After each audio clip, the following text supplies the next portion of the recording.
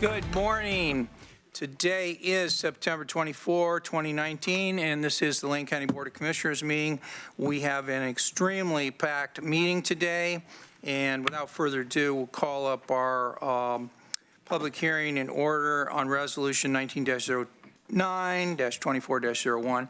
This is in the matter of adopting the FY 19-20 supplemental budget number 1, making, reducing, and transferring appropriations. This is a relatively routine action by the Board of Commissioners to amend the budget, and this is our first one. We usually have about 4 in the calendar year, and so this is our first one of the fiscal year. And with us to discuss this is Christine Moody, who's our budget and financial manager. And if you could introduce your colleague there, that'd be great. Yes, thank you, Chair Sorensen, Commissioners. So beside me is Jill Allen. She's a management analyst in the budget office, and she did a lot of the work behind the supplemental, gathering the information from departments. So I wanted to bring her so that she could see the whole process as you approve this. So as mentioned, this is the first supplemental. You do have some details in the analysis section of your memo where we've highlighted some of the major changes. There is a change of about 6.3 FTE. There are things like rebudgeting funds that were not spent last fiscal year. It was expected to spend them. They didn't spend them, so they're carrying that forward. Some market adjustments for some of the bargaining groups that needed to be put in for non-general fund. General fund, we wait until further in the year to see what's needed for appropriations.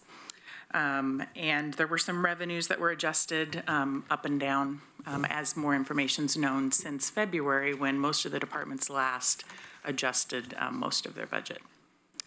So with that, we're open for questions. Okay, is there anyone signed up for this public hearing? I don't think so. For the public hearing, Dr. Martin. Okay, so we'll open the public hearing, and seeing that there's no one signed up for the public hearing, but we will have public comment later in this meeting. I'll close the public hearing and turn to the board for action on the budget.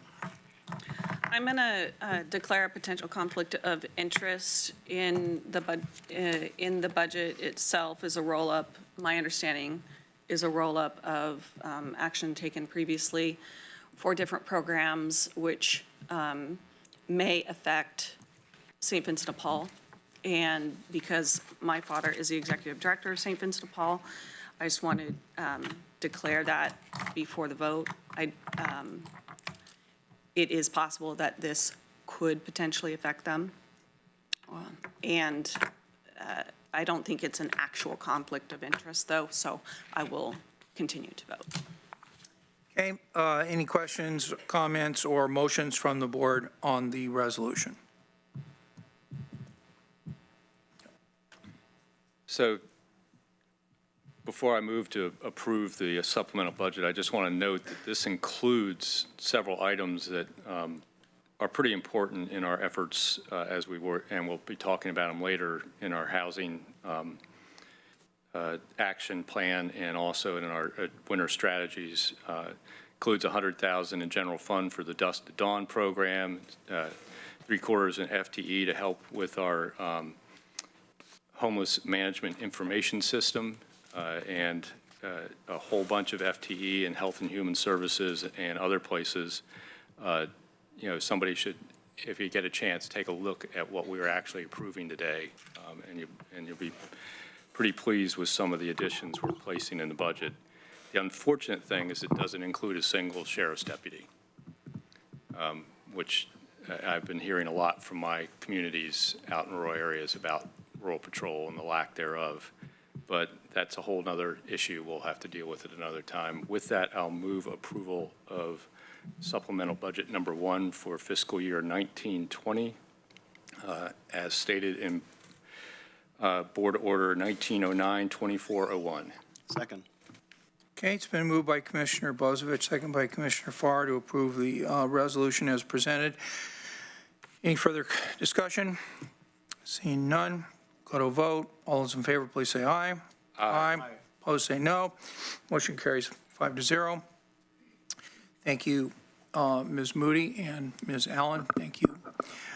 Okay, we're now on to adjustments to the agenda. I just want to announce we do have an executive session this afternoon. We have 4 time certains to try to achieve. People are coming in besides our public comment that we'll hear momentarily. We have executive time certains at 10, 11, 1:30, and 3 today, so we'll be fitting things around those times. And we'll be giving Ms. Nichols at Health and Human Services hopefully 10 minutes warning on our item 16, which is our executive session. It'll be about a 10-minute executive session at some point, probably this afternoon. So without further ado, and I'm told there's no emergency business. Any other adjustments, Mr. Mokryski? No. Okay. So now we'll move on to public comment. We do have a large number of people signed up for public comment, so I'll call on Webb Sussman first, so you can come up to the microphone. Each person will be given 2 minutes today. And I believe that we will get through all of the comments that people make. If we have additional time, then before our 10 o'clock, then we'll have the remonstrance and responses from commissioners. So I'll ask our vice chair to start the timer, and after you give your name and where you're from, and she'll start the timer at 2 minutes. Welcome. Thank you, commissioners. Thank you, Administrator. My name is Webb Sussman. I'm from the City of Eugene, Ward 1. I have 2 items that I want to briefly bring to your attention this morning. The first is a comment on the annual report that I brought to you last month. The report was intended to be not an additional document for the county to produce, but a launching pad for new ideas on how to present information to the voters, how to present information to the public in a way that is not done right now by the county. My view on it was that it was a clearer, more effective tool that the county could use to present not only its current condition, but its strategic direction. And that's why I brought it forward. I've observed in watching the work sessions that that's not always the way it was taken. There were some people who thought that I was proposing an additional document for the county to produce. That was not my intent, and I'd ask that you reconsider the document in that light. The second reason I'm speaking this morning is that in my travels back to Lexington, I observed that the town is collecting its garbage in a 13-gallon container that looks like this. The item on top of the container is a handicap placard from a car, just for scale. That is the total sum of garbage collected each week from each household in the town. Everything else is recycled, including plastic. I don't know how they're doing it, and I intend to investigate that, but I would really strongly recommend that you guys start to look at this program, because they're doing something much better than we are. We have a garbage container that's this tall and this wide. Theirs is down here. I'd recommend that you take a look at it, especially given the constraints on Short Mountain. I'll pass this to the administrator. He can, as with the previous document, circulate this around. And I apologize in advance for the quality of the picture. Thank you so much. So Lisa Arkin next, Eric Richardson third, the Raging Grannies after Mr. Richardson. Good morning, Commissioners. Lisa Arkin, downtown Eugene. And I'm here in partnership with Eric Richardson of NAACP to request that the county adopt a human rights and climate change declaration, which would become part of the Climate Action Plan and the county's Housing Access Plan. A declaration like this would outline the crucial shift in the way governments should respond to climate change. It's a statement that our current approach to climate change is utterly inadequate in the face of this existential threat or realistic threat because climate change is arguably the greatest human rights issue of all, and every government, including our own here in the county, should question the current market-based framework of priorities that have created unsustainable structural unfairness in the current patterns of vulnerability to climate change. We need human rights and the values associated with that to form the foundation of a climate action policy that is fair and equitable to all. So a declaration that the county could adopt should acknowledge overtly the stewardship role of human beings in the protection of the rights of nature and call upon the enhanced duty of care placed upon current generations to protect future generations.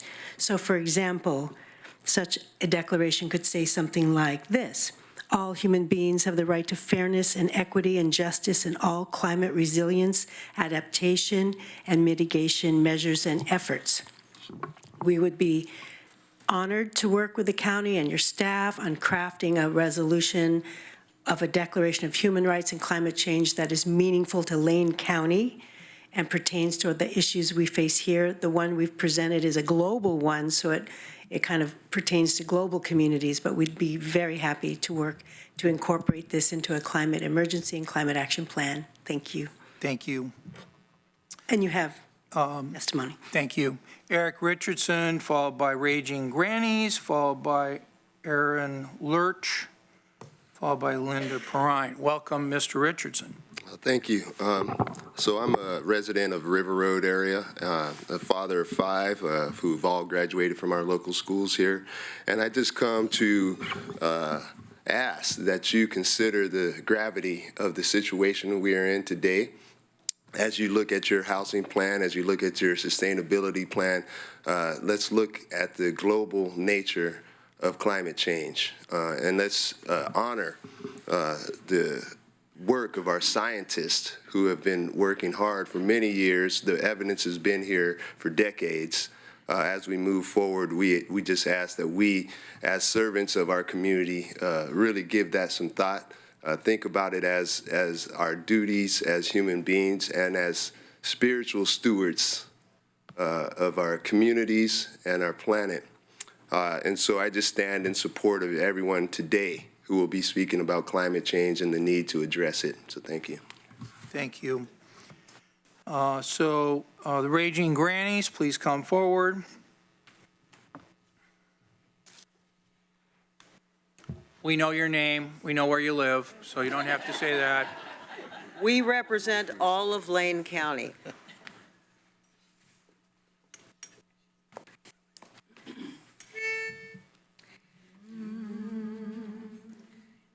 This land is your land. This land is my land. Wait! Stop! This is an emergency. This is a climate emergency. When I was young, so much younger than today, I thought the Earth could handle anything that came her way, but now the carbon level's 415. We need a binding plan of action, because that's obscene. Help us face the crisis we have now. Help us make a plan to slow it down. Help reduce emissions in our town. We must take action now. Because the climate's changed in oh so many ways, humans are causing it. There's no need for debate. We need to make some changes to reduce our CO2. Lane County can have a plan. Now it's up to you. Help us face the crisis we have now. Help us make a plan to slow it down.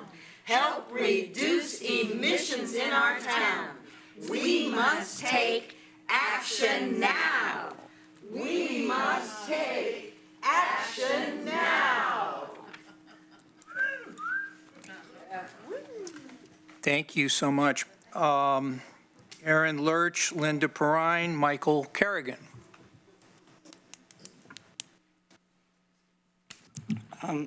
My name is Aaron Lurch. I live on a farm in Jay Bozovich's ward. I'm also an organizer with the Eugene Hub of the Sunrise Movement. A few weeks ago, we sent you all an invitation to a forum on climate justice. In response, Jay Bozovich, among other things, sent us a link to an article that attempts to posit Milankovitch cycles, cyclical shifts in the Earth's movement in relation to the sun, as proof that human-caused climate change is a hoax. Ironically, he ended the email by saying he hoped we were trained in critical thinking. Predictable, stable climate cycles are not what we are talking about when we stress the urgency of climate change. What we are talking about is a possible qualitative change of the Earth's climate system. The science is complicated, but that is no excuse to not understand that what we are facing is an emergency. Our lives are on the line. Our livelihoods are on the line. Which side will each of you choose to stand on?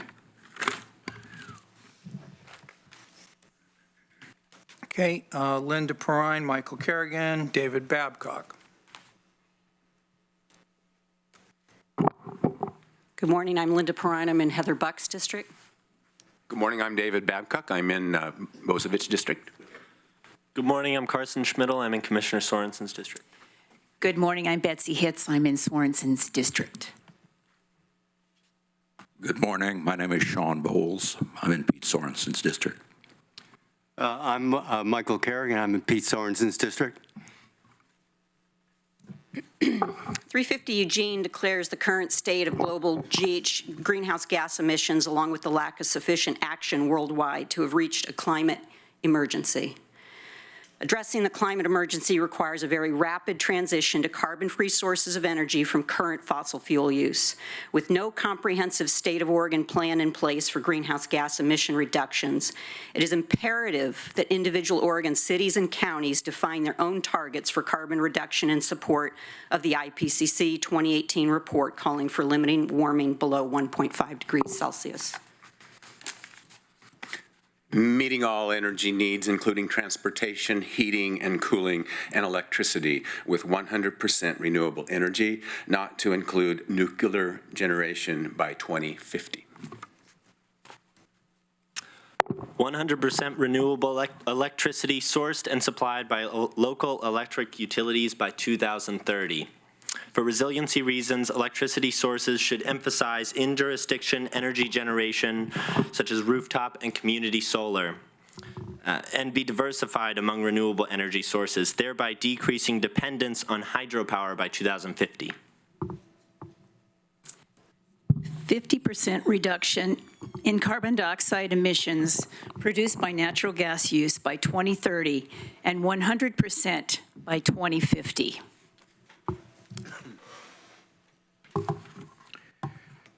Net zero carbon emissions by 2050. Any remaining carbon emissions that cannot be eliminated using renewable energy or other mitigation methods by 2050 will be offset through carbon sequestration achieved as close as possible with the priority of the city, county, and the Pacific Northwest. Carbon sequestration steps should include planting trees in the city and Lane County, shifting Oregon agriculture and forest policy to sustainable methods that sequester carbon, shifting Pacific Northwest forest policy, sourcing carbon offsets on the U.S. national market. And I think if we can have 30 seconds, we can finish this. Lane County should do everything in its power to shift forestry and farming to prioritize carbon sequestration and regenerative organic methods. Inside the county now, we are in an emergency.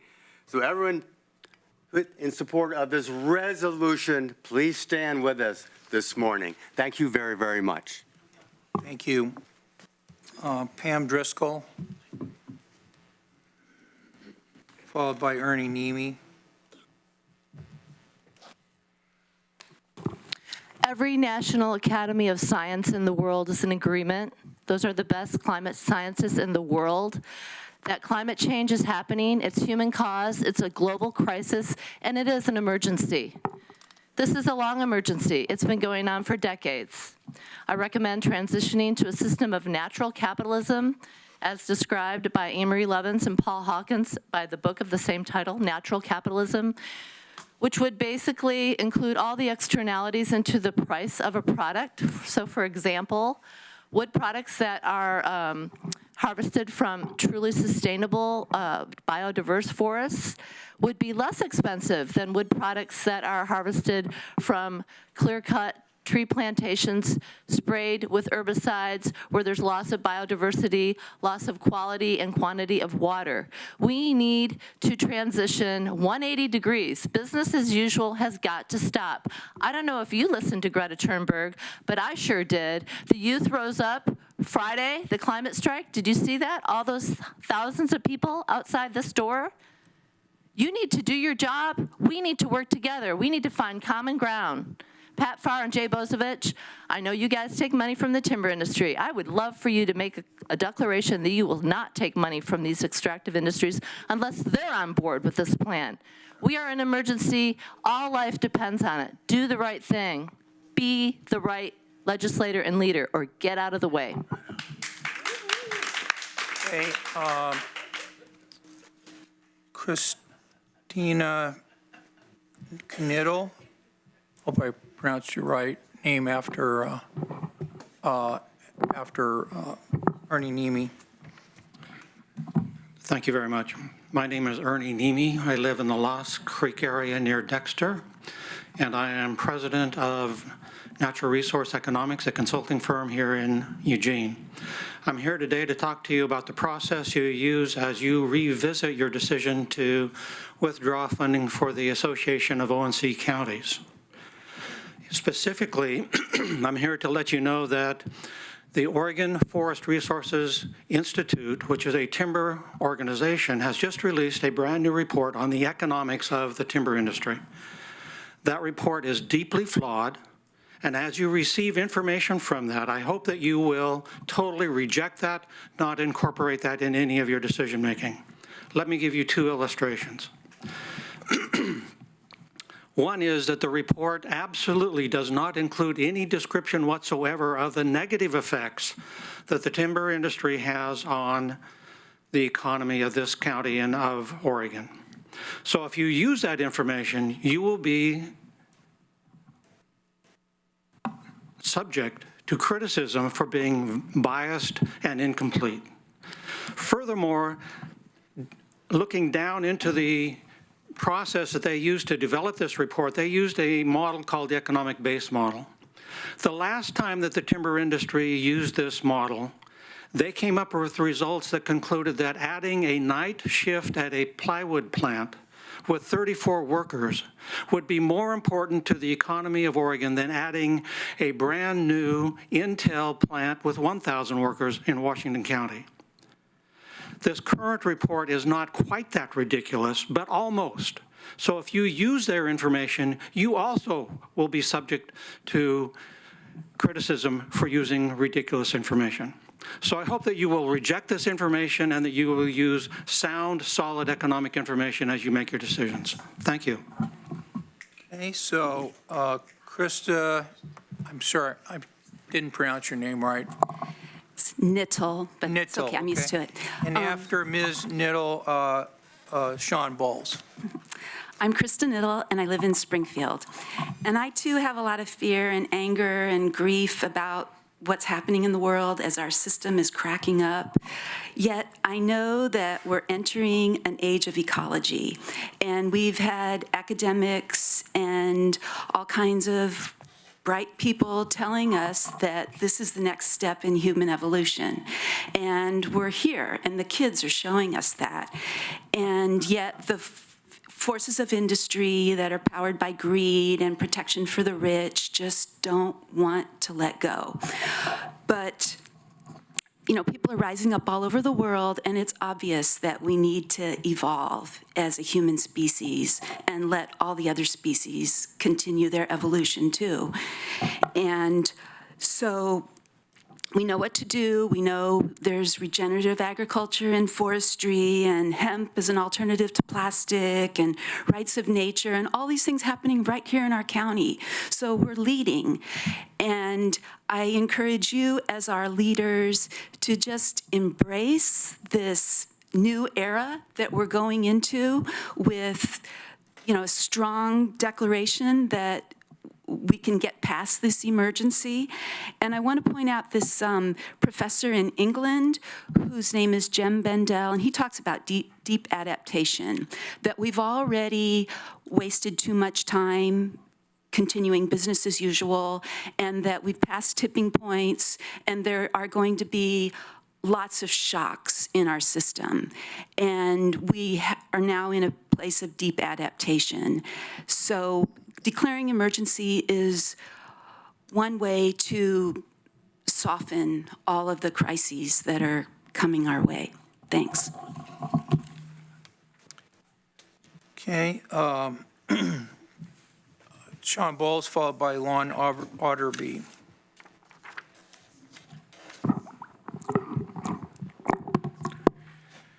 Sean Bowles, 105 North Adams, speaking as a private citizen. Welcome to the age of consequences. Welcome to the age of consequences.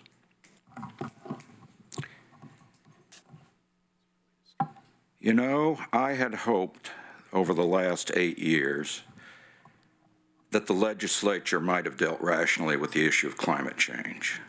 At last, such is not the case. That's how I find myself standing before you as the last best hope that you are for the citizens of Lane County in dealing with this crisis. As county elected officials, you can do one thing immediately that would be quite useful. That's price the environment in terms of the eco services it provides. Do this in all development decisions. This is a difficult thing to do. It's hard. It requires bravery.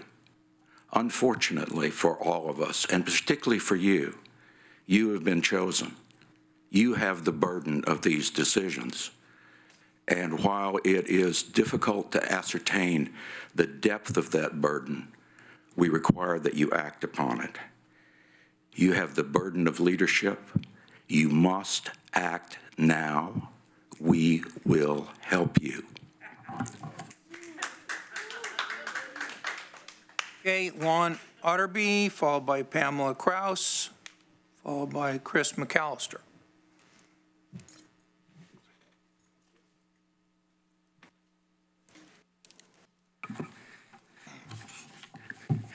Chair Sorensen, Vice Chair Buck, Commissioners, my name is Lon Otterby.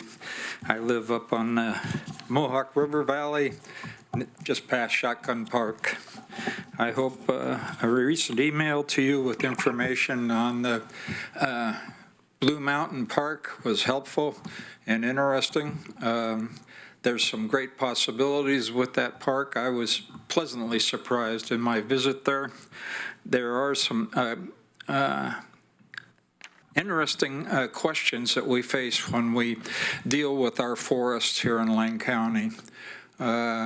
One of the big ones is recently we did some major tree harvests in Mount Pisgah to support the oak savannas down there and took out some Doug firs. We're doing a similar types of habitat restoration up in the Rigdon area, east of and south of Oak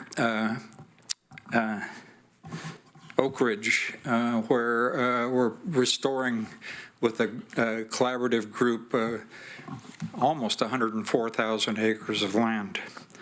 So I've brought today a way to put together goals recommended by the chair of the Governor's Global Warming Commission, Angus Duncan, goals on how to move forward with how we're going to use our forests to both sequester carbon and to restore habitats.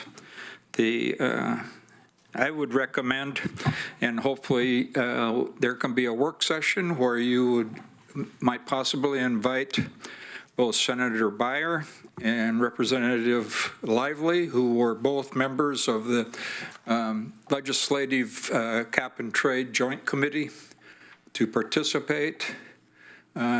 I think also Angus Duncan, the chair of the Global Warming Commission, would be available to participate. Local people who just spoke, my friend Ernie Nemi is an economist on forests.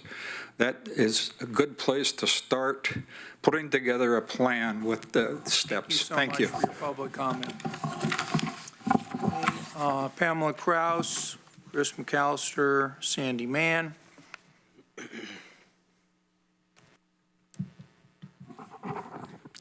Good morning. I am Pamela Kraus, and I live in Springfield.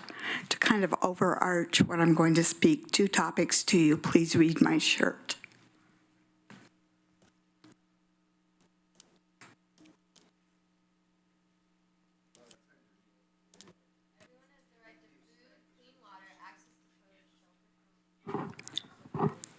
I want to address 2 issues that impact everybody here, and I'm speaking particularly about me and people I know, especially unhoused in Eugene area. I want to talk about our traffic issues. Pedestrians are not being given a right-of-way, even at corners, even at crosswalks. I have taken to whipping this out. Yesterday on Pioneer Parkway, I was crossing to catch a bus. I'm walking slowly because I'm injured. One car almost hit me. They finally stopped. The guy in the next lane wasn't stopping. I pulled this out. He stopped suddenly and yelled at me to hurry up. The other issue is bathrooms. Please help the city of Eugene. They can't seem to keep the bathrooms functioning. Every time I have tried to use the Park Blocks bathroom in the last month, it has been out of order. One time I talked to a blue shirt park ranger woman, and I said, who do I call? What do I do? She said, oh, call the number written on there. I said, did I miss it? Please show me. She looked and said, oh, there is none. I think that has been corrected, but the bathroom issue is big in this whole community.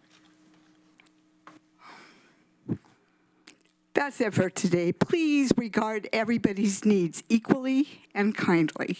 Thank you. Thank you. Chris McAllister, followed by Sandy Mann, followed by Dave Piccioni, followed by Wayne Martin. Mrs. and Mr. Commissioner, my name is Chris McAllister, and I'm from Springfield. I wanted to speak to the emergency that we've discussed in the past weeks about homelessness. In the upcoming months, thousands of people such as myself will be losing our federal health care due to actions by our disability determination here in Oregon. That said, we who have been housed will have less access to medical care and respite. Having been a person on the front lines trying to help those who are not currently being helped in our social network, we have a lot of gaps right now. And I would like to ask that we make this declaration of emergency beyond symbolic. I'd like to ask the commissioners request a work session to help sort out the care and needs of those who are the most vulnerable, not those who can be helped the most, but the most vulnerable. Those are who will be the ones who die. Like the young man who I had the honor to work with who passed away at the age of 34, drowning in his camp this last month. We have people who are dying now, and it's not even cold yet. We have people who need your help now. We have hospitals discharging people to the street because our hospitals are not there to house homeless. They are being discharged to the street and are worse now than they were when they were in the hospital, and we don't have an answer. Incontinence is one of the reasons why some people are not allowed in our crisis beds. If you pee in the bed, you can't stay here. What happens when you have PTSD? People are raped in the street. People are mugged in the street. People are kicked around by people who say you don't belong here.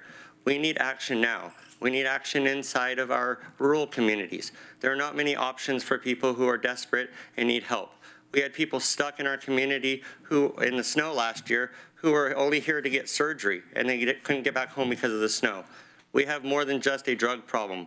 We have a community and resource problem. Use ONC dollars that we currently get to build homes. Use public safety dollars to help finance things. Let's get 40 Conestogas in every one of your districts for the people who have no shelter options. Your people need you. Thank you. Thank you. Sandy Mann.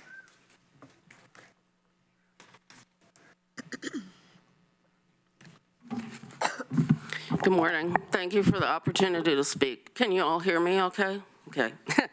I'm from Sandyman. I'm from Eugene, Oregon. I'm running for Lane County Commissioner, District 3. I'm a proud member of DSA, though I'm not here to speak for them. I concur with what's said about need for climate action, declaring an emergency, but I'd like to bring up the point. I've already emailed Stephen Wilker-Huskey and a couple of county commissioners about some alarming information I received this weekend about federal money being received by Lane County from ICE for weapons, as I understand it. I'd like to know if that's true, and if so, who's administering the money? Thank you. I hope I receive a response in the near future. Thank you. Thank you for your public comment. Appreciate it. Dave Piccioni, and followed by Wayne Martin, followed by R.S. Self. Hi. How you doing? Since this seems to be a conversation about the environment, I'll just tell you how I see it. I see the environment as I divide it into 3 categories: land, fresh water, and air. When I was a kid in school, when I was like 7th or 6th grade, the concentration of carbon dioxide was 300 parts per million, and now it's above 400 parts per million, so just a progression that you can see very clearly. I think that the action that anybody can do to help the environment, and by that I mean the earth, the water, and the air, is living on a plant-based diet, eating only plants. I smoke cigarettes. I know it's not good, and I know it's hard to quit, and I'm probably not going to be able to quit. So I realize that a lot of people like me, and they're not going to want to quit. And but at least they should have the information of the impact that they're having on others. The ocean is salt water, but it's completely decimated with I just looked it up in my phone. The nets they use to catch fish in the oceans are like 2 miles long, which means they catch dolphins, turtles, birds, fish that nobody's going to eat that end up getting thrown over because they're not the fish that we like to eat. Thank you for your public comment. Thank you very much. Okay, Wayne Martin, followed by R.S. Self. Morning. I'm Wayne Martin, and I live in Commissioner Sorensen's block. I thank you for your past listenings and taking seriously some remarks that I've made through the years. I'm struck by how similar the homeless crisis is to the environmental crisis.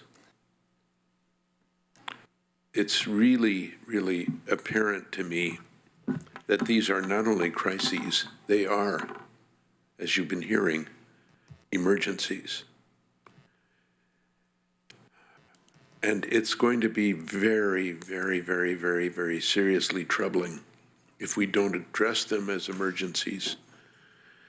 And if you don't follow your consciences and meet as often as you can to discuss and to reason with the emergencies that these 2 issues parallel in giving you. As you know, we have people camping on our streets. It costs a lot of money to continually patrol and arrest and cite people for having nowhere else to sleep. Wouldn't it be cost saving for the county, and I dare say the city, to allow small camps on property that is appropriate and to pay the people who are running those camps, of maybe 10 or 12 people, to pay them an honest wage to direct and run those camps, subject to the rules that you would make. We have tent platforms stored here, and I can make those available from Nightingale. And we just urge you to consider that if unhoused people are not allowed access to their basic needs, there's not much difference between them and any other feral creature. Thank you so much for your public comment. Thank you.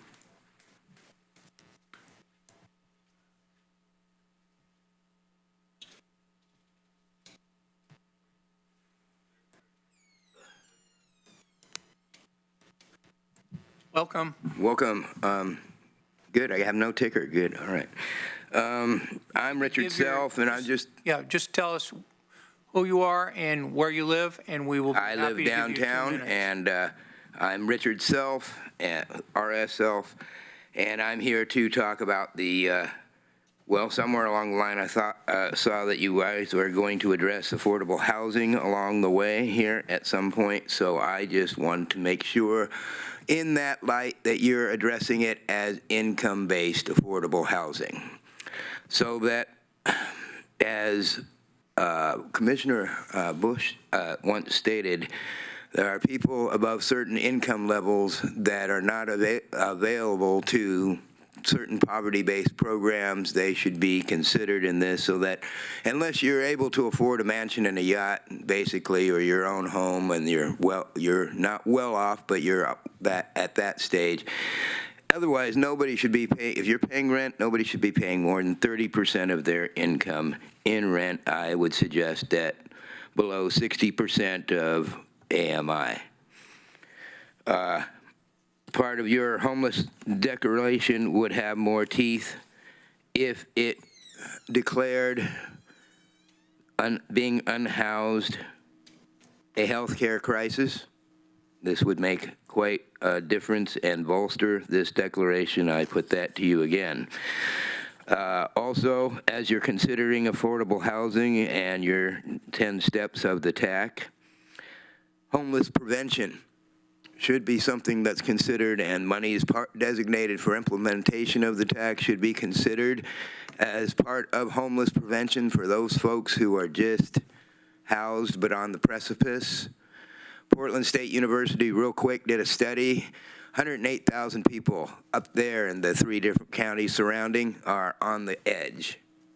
That's going to cost up to maybe $17 billion with a B to fix properly. Think about that. And last but not least, when you're thinking about prevention, disabled and senior folks have at certain income levels have no access to any poverty-based programs like food stamps, having a home health aid, Section 8.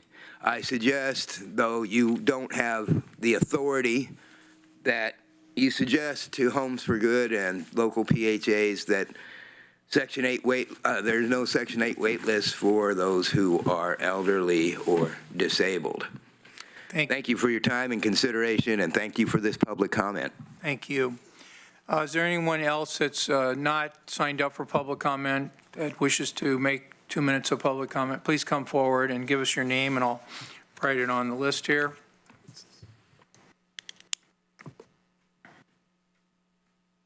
Hello, my name is Lex Worden. I'm a student living over in the community, in the university district.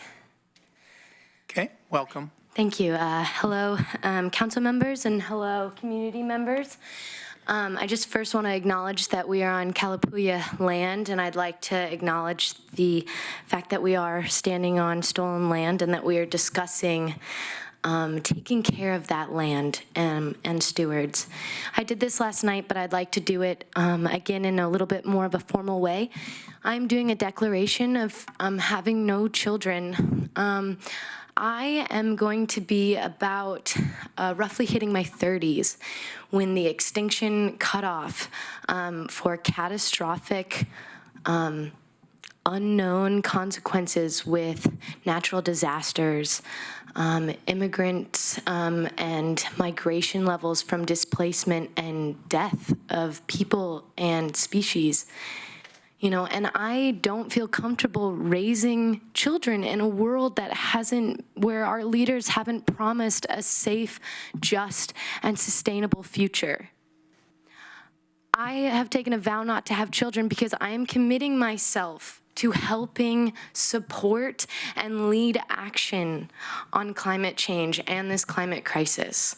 I ask you deeply to consider and remember our interconnectedness and how deeply this affects everyone in this room, not to mention thousands of species and communities all across the world. We can be a beacon of hope. Eugene is already starting to do that in little ways. We as a community can gather together. We already are here to bring action, and we're here to support you all. And because it's incredibly difficult to be tied by rules and policies and having to understand and do things within the policies and legislations, but we're here to support you and we're here to take action. And I deeply desire for Eugene to be a beacon of hope to other communities across the globe. Thank you so much for your public comment. Yeah, we're doing this together. It's time. Hey, and could you come forward and give us your name and take 2 minutes? William O'Brien, I live in Eugene. I don't want to have any moral plateau, or I feel kind of strange, almost, you know, being an advocate for law and order, which I'm not. But basically, you know, the other day I was at the University of Oregon. I was just sitting outside just enjoying the day, drinking a cup of coffee. And I saw this guy and a gal, they parked and took 2 parking spaces, and they were having a blow up. You know, gal was saying, well, you know, you're stealing from me, and the guy's saying, you know, he's chasing her down an alley. So I get on the phone, I call 911. And, you know, I didn't know what to make of it. You know, after the incident happened, it kind of occurred to me that they're selling some kind of drug, you know, like heroin, meth, whatever. So I'm there for 20 minutes. I'm talking to the dispatcher, 911. Then I'm calling. Then they said, we'll try to come over, but we're really busy. You know, we don't have enough people, you know, to cover all this, you know, because there's so many incidents of people freaking out or going crazy or going ballistic. And so I'm just trying to enjoy the day while I'm talking. And then I decide, well, that's 911 didn't work, so I'll call the 541 number. And, you know, they're under stress too. They say, we don't have enough people, you know, or whatever. So, I mean, I'm wondering, should I intervene? Should I get into this guy's face, you know, or this gal's face, whatever? And I only got 14 seconds. But, you know, I couldn't call the University of Oregon and say, well, you know, they may be selling meth in the student union, you know. And they said, well, we can't do this, whatever. And then the patrol car comes by on the hour or whatever. And I should have gone down to the bookstore and talked to the security guy and say, you know, and he was interested in what I had to say, you know. And it's just like, I don't want to have any moral high ground, you know. I just know the little statistics I have, you know. I mean, I hear that Lane County has very high incident of mental health issues, you know. I've been there, you know. I don't claim any high ground. And supposedly Springfield has number 1, I guess in the state or the nation, methamphetamine, you know. And I mean, I like 90% of homeless people. I have nothing against them. They're just like normal people. They're incredibly stressed out. If they're not getting their cup of coffee or if they're not eating a good meal, they're going to get stressed out. Thank you for your public comment. Thank you. Yeah, I really appreciate it. Okay, so thank you for everyone who came for public comment today. I would like to hear from commissioners in terms of any response you have to public comment. Are there any commissioners that wish to present any comments? Commissioner Bozevich. Thank you. I find myself sad and disappointed this morning. I'm sad for our youth that they'll stand at a public microphone and lie about something that's public record and put words in my mouth. And for anyone that wants to see the email exchange, I'll gladly provide it to them. I'm sad that in part of the response, and one of the things I expressed was the dangers of confirmation bias, that our youth write back and say, we do not believe that it is important to avoid confirmation bias. But we believe that it is important to avoid confirmation bias, but this is not a situation where it is relevant. Is there any situation where confirmation bias is not relevant? So I'm sad for our education system that's not teaching that. I'm sad that our chair has lost control of these meetings. How difficult it is to concentrate on the person here when somebody in the back row is snapping their fingers.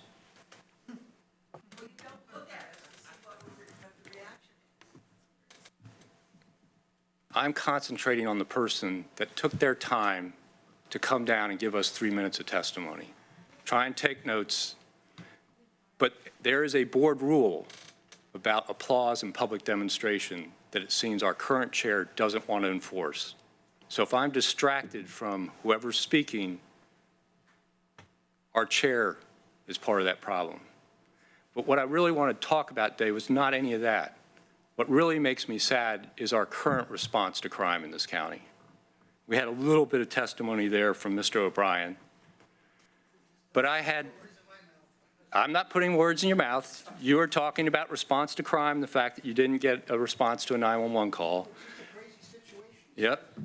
And we also... Let's just let the commissioner finish here. Yeah. But I had several experiences over the last couple of weeks where I had constituents call me about a lack of response. One in particular was sad to me because it was an elderly woman who called me scared to death at the time, who had somebody on their property that was threatening her, but could not get a deputy's response because they hadn't actually attacked her yet. The person on their property trespassing and threatening their life wasn't enough to get a deputy there for an 80-year-old woman who's disabled. That's sad. We need to start taking seriously changing how we're funding our rural patrol in this county. And we need to concentrate on that some and make it somewhat of a priority, because it is a real issue for a lot of people. And I can't tell you how much I've heard that over and over again. And those kind of stories aren't going to help travel Lane County. They're not going to help us have an economy that can afford to address the homeless issues.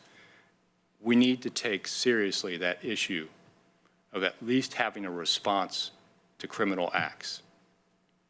Thank you. Okay. Any other commissioners want to make any remonstrance? Commissioner Buck? The dominant theme this morning was obviously climate action and what we can do here at the board level for the county to make some change. We have already engaged in our first phase of a climate action plan, which I'm very happy is moving forward at this point. As part of that work, it was my expectation that we would do a meaningful resolution and include this in our strategic planning for the upcoming session. It is profoundly important, as we all know and have been hearing for this last week and years to come, I'm sure. I want to know what we can do to move the needle even further. And I know our work here at Lane County has just begun, but I know that it will be a long-term goal to move the needle here at the county to do our part in finding solutions to our climate needs. I support that effort wholeheartedly, and I hope that our board will as well as we move through these phases in how we deal with climate within the county. And so I will ask later on in the meeting when it comes to agenda setting, or not agenda setting, but a work session, how we could move forward with a meaningful resolution that matches our internal goals that we've already stated towards our climate action plan. And I would hope that our board would support that as well.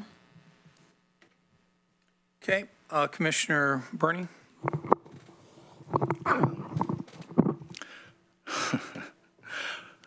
I don't want to say it. 45 years ago, when I got my bachelor's degree in economics, it was about using economic tools in a limits to growth environment when we were having our first energy crisis because of an embargo of oil, using those tools to demonstrate policies that we ought to move forward with. I got an F because I was told that the job of an economist is not to provide policy, but to provide data from which policymakers can make policy. 45 years later, here I am, and here's what I would like to say. One, we absolutely are all in this together. It saddens me that many people that came and spoke with anger and sadness as if we were not all in this together, and actually as if this group was the enemy of trying to do something about carbon emissions, about human rights, about justice, about all of that. And I want to let you know that we recently had an election. And since that election, this board as a group has changed. And since that election, this body has embraced developing a climate action plan and an implementation and abiding by the United Nations principles that relate to inclusivity and relate to transparency and relate to actionable items and moving forward. So we need your help. My request, don't come and help as if we don't want it. We do, number one. Number two, I just want to share that there was a book quite a long time, it kind of relates to this. There was a book a number of years ago that was written called Blessed Unrest. And it saddens me that most of the people that spoke have left. That means we want to talk, but we don't want to listen. And we don't want to have an exchange. And I think we have not only a crisis, I think climate change is a polite way to put it. We have a collapse of various regional and global ecosystems, which are impacting life as we know it. And we have different views of that on this board. But there's another issue that I would like to speak to, and that is the issue of the unraveling of democracy. And that unraveling is occurring at the top, and it forces the discussion down here at the community level. And I think this body, and I request all of us in Lane County, in our communities, start talking and listening to one another with mutual respect. Whether we agree with one another or not, everyone should have their voice, everyone should be heard, and we should learn to disagree but not be disagreeable about it. Otherwise, we continue our bickering and existential threats continue to gain momentum. So I'm keeping this, forgive me, very high level, but there's not time to get into the weeds. Other commissioners want to speak, but I did want to make those 2 points. And I thank you all for being here, and another day perhaps we can speak about the role of education in all of this, because I think education for democracy is absolutely critical at this point in time. Thank you, Mr. Chair. Okay, Commissioner Farr. Thanks. I'll be brief because we are past 10 o'clock. You know, Ms. Mokrajewski, I came last night to testify at the Eugene City Council meeting. I got here about 45 minutes early, and I was pointed to the end of the line. I signed up 48th in line last night. I didn't stay to testify, but I'm going to ever so briefly testify on what I would have testified to the City Council on it, because it's important to us also. Yesterday, they approved a street annexation in the River Road area. It's just a street, not a property annexation. And what it allows is for the Eugene Police Department to patrol and issue citations for illegal parking. The illegal parking has been taking place in that area because of the City of Eugene's expansion, incorporation of an area that had been open fields that is now an apartment complex. The people living in the complex didn't have enough parking spaces, so they were parking in the county, in front of county residences.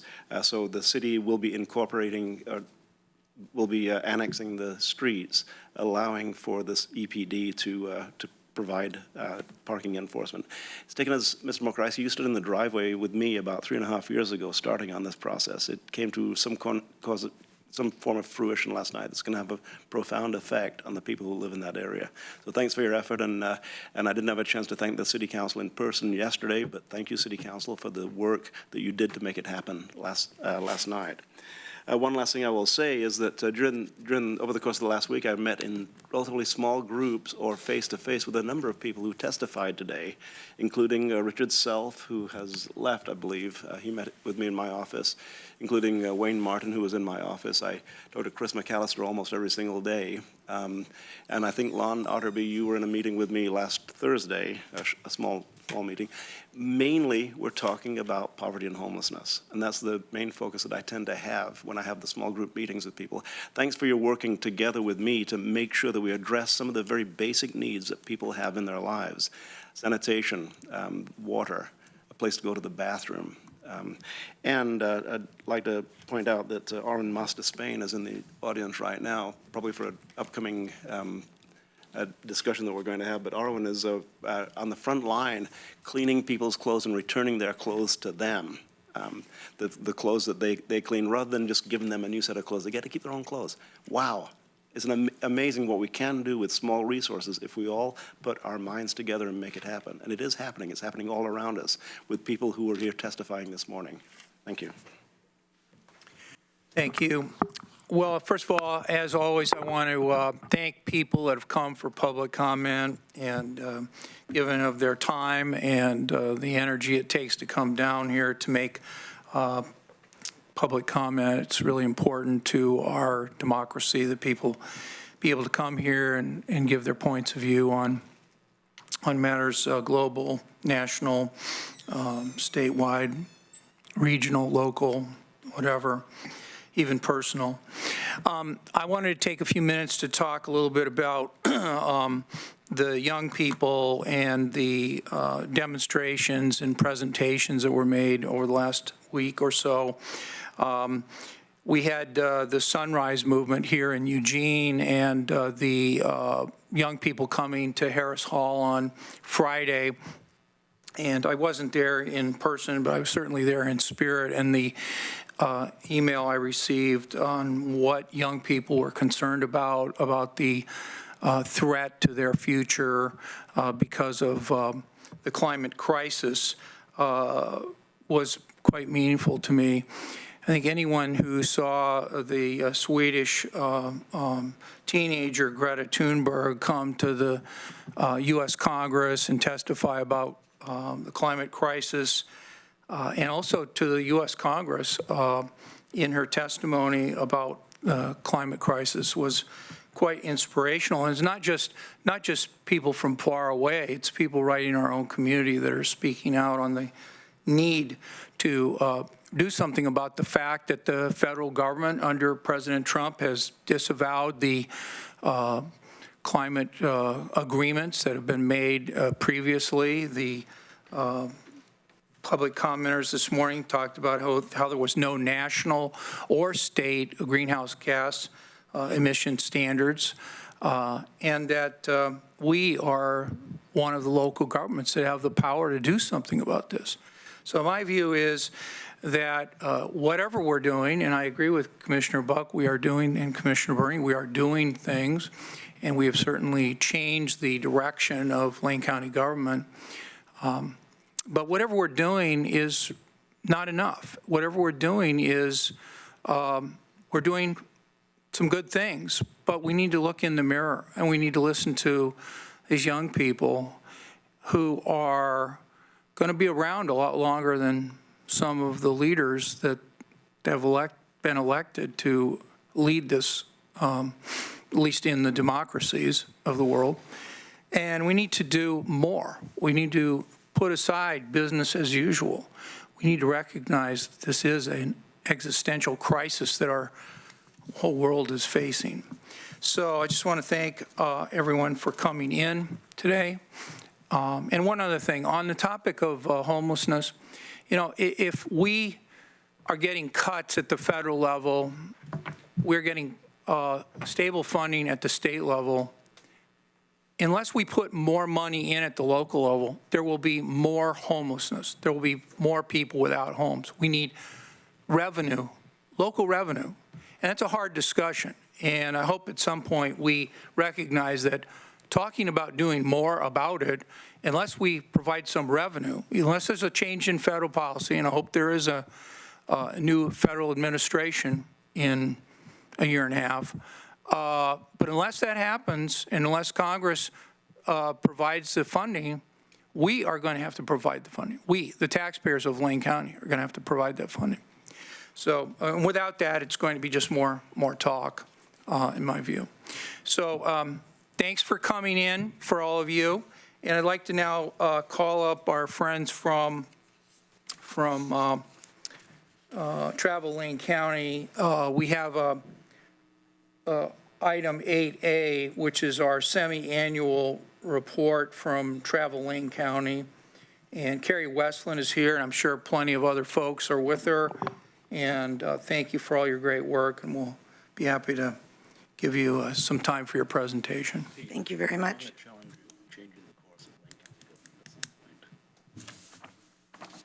Okay, Commissioner Farr wanted to say something, so, okay, go ahead. Me? Yeah, Okay. yeah, you Well, go thank you ahead. very much for the opportunity to be here to present our annual report this morning. I do have a crowd with me. I want to quickly introduce them. I've got a series of staff over here. Denise Ray is our Vice President of Finance and Operations. Emily Forche is our Vice President of Integrated Marketing. Natalie Inoue is our Vice President of Tourism Marketing. Our board chair is here, J.B. Carney. Past chair, Robert Kanega. We've got Mike Drennan here, a longtime board member. I know Julie Johns is watching in Cottage Grove, so I want to acknowledge her. I saw Vonnie Mickelson arrive from the Springfield Chamber and Richard Boyles from Merite Hotel Management. So thanks to all of them for coming and participating in this morning's brief overview. I've got just a couple of comments. You've received a written report from us, so it's in your packet. We did spend some time over this past year with our staff team talking about how to articulate the broader benefits that we bring to the community. You know, our primary focus is economic development. We live and breathe to bring visitors in and their dollars, but the work that we do, and part of its meaning to our staff team, is around connecting the people who live here with the great things that there are to see and do here as well, and kind of build a healthier community by having people recognize the great opportunities that are right around them for outdoor recreation, for arts and culture. And that's really important to our team, that we sort of broaden the story, leading with economic development, but also building healthy communities, both economically, but also in a more spiritual kind of way, connected to the place that we live and the quality of life that we share. We're in a very exciting time from one end of the county to the other, and I'm sure you are as aware of that as anyone, but we have a number of projects coming to life. We highlighted just a few in the report document, but it's really a transformative time for Lane County, and our future is going to be comprised of a lot of products that we don't have now in terms of athletic facilities and interpretive facilities, things that make our quality of life better for visitors as well as residents. We saw growth in visitor spending and tourism-related jobs in calendar year 18 for the 9th consecutive year, and we saw growth in room tax in fiscal year 19, which we weren't sure we were going to see because Hayward Field is dark. We knew June was going to be a pretty slow end to the year because we have a lot of track and field business that brings visitor spending into the community each year, but we actually ended up a little bit ahead of last year, so that's another new record for overall accommodation spending and room tax collections. We're looking forward to a super busy year in 2020.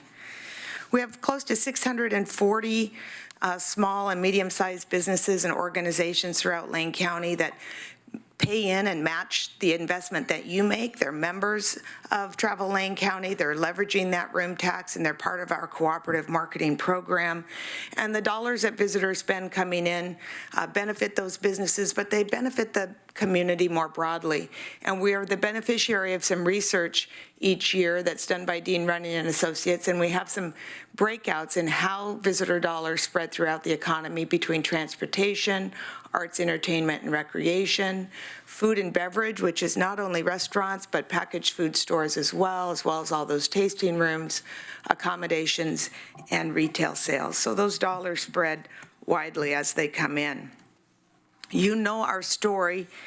We receive a portion of the transient room tax, 2.1 points, from you as a grant to invest in growing the visitor economy and those TRT collections for all of the recipients of transient room tax at the county and city level. And the reality is that Travel Lane County was really founded as a transient room tax investment tool.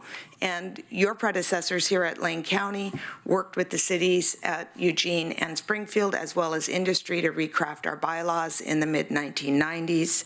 And you serve on our board along with other local governments and private industry leaders to oversee the work that we do. In fact, you have two seats on our board, one from the county commissioners, one from the fair board, and then the University of Oregon has 2 seats on our board, and each of the metro cities. In the board of 30, we have pretty strong government representation, both in voting seats and ex officio. Moving into some of our program results, we drove solid growth in visits to our web platform, which is a pretty significant investment in positioning the reputation of all of Lane County as a visitor destination for our 3 target markets of leisure visitors, conventions, and sporting events.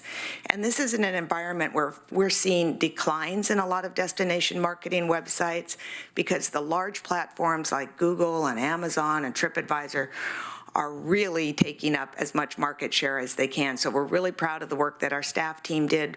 We actually invest in human capacity to refresh content and build breadth of content across our web platforms, and it's really, really helped us stay ahead of the curve. This slide says a couple of important things. The big pie chart shows a pretty significant amount of our web traffic coming in from organic search, and that's really on the back of that investment in contact development. The smaller pie chart shows how important mobile phones are. So fully 61% of the people coming into our website are coming in from their telephone, whether they're at home, they're at work, shopping for their next vacation, or they're in an airport, or who knows where they are. But we spend a lot of time making sure that our website looks good on a mobile platform and that people can find the information that they're looking for, even on a very small screen. It does look good, by the way. Thank you. The other thing around integrated marketing is that we're continuing to invest in building out our libraries. We've talked with you about this several times in terms of our video library and our photography library and how important those assets are to our community economic development partners, as well as local government and the private sector, and always making sure that the destination looks good for all audiences. And we brought one video to share with you. We have a new video we released a few months ago on Veneta, and we brought that to share. Except that you can't hear it. That's unfortunate. It's beautiful, though. It's available on our website, so people viewing online can get to it easily if they go to EugeneCascadesCoast.org. The Veneta Chamber, Fern Ridge Chamber, is using the site, and it's been really well received. And we've been rolling these community videos out over the last several years. So really each community in Lane County has content that's relevant for its audiences and helps to bring to life the many things that are available at the community level. And as you know, our cities in Lane County, we're just really blessed because they are so distinct from one another. They each have highlight attributes that are different from the other communities. And so it's a big job to bring all of that content to life in a way that helps visitors plan out their stays and know where all they want to go throughout the county as they're coming in for a visit. I think we should just go ahead and move on, Andy, since we can't hear it. On the tourism marketing side, which really sets the tone, the brand tone for the destination for all of our audiences, we are spending more and more on digital advertising placements and driving impressions as well as direct connections. But we're continuing to invest in print advertising as well across regional publications. And those 22 million, almost 22 million impressions that we receive through print advertising are really an important beginning to bringing the destination to mind for prospective visitors. And we're doing a better and better job at being able to track the digital advertising, to watch people kind of flow through that pathway to purchase. And in some cases, we can even tie a specific ad placement to the number of hotel reservations that were made in the county. Our work in pitching publications based on their planned editorial calendars, as well as hosting media. We bring a lot of media into Lane County on an annual basis. They might be on assignment for a given publication. Really extends our marketing reach. You can see 783 million impressions on earned media articles, which means we didn't pay cash for that space in a publication, whether it's broadcast or print. We simply helped give some inputs into the content, and a writer or a producer came in and generated that article. More than almost double our total budget is earned in the marketplace. And then the other thing I wanted to talk about on this slide, in addition to our strong social channels, but as you know, we help bring some product to life too, and this year we worked with Travel Oregon at the state level as well as individual communities at bringing the South Willamette Valley Food Trail to life. We thought we better do something besides just drinking trails. We've talked to you about the Eugene Ale Trail and the South Willamette Wineries Trail and the Distillery Trail, which all went onto an app platform this year. But we brought some food to life as well so that all those craft restaurateurs as well as our craft beverage producers are easy to access for visitors. It's been very, very well received. On the convention side, we helped in the booking of 39 pieces of business, saw our social media connections go up as well as website sessions. We have microsites that are specifically oriented towards meeting planners and convention planners, and we're super excited about the success of the Eugene Airport in securing that direct service to Chicago. We've done some things out of the convention marketing program in Chicago. We've gone into the city, we've met with planners, we've hosted some functions there, gone into some trade shows, and we've done some very targeted advertising in Chicago with great response. It's a huge nucleus of meeting planners in the country based in Chicago, so that service is really, really important for us. On the sports side, we helped generate 38 bookings.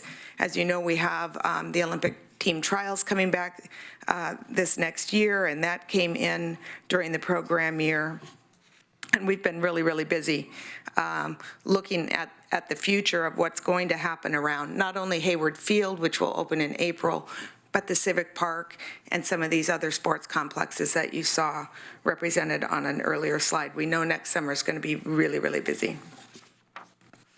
Again, back on the transportation side, in addition to the Chicago service, we were thrilled that the airport offered another TSA line at the airport.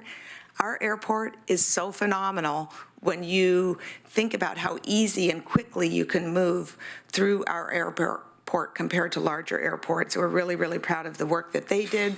We were thrilled that Uber and Lyft came into the community during the program year. The bike share program had a very successful first year, and we have new tour and shuttle service providers in the destination as well. And that is all great news. Up next, and maybe a little bit aligned with some of the conversation that you were having earlier, we're participating in a statewide look at intermodal connectivity, and we're looking for ways to help visitors move through the state on public transportation and make smooth connections.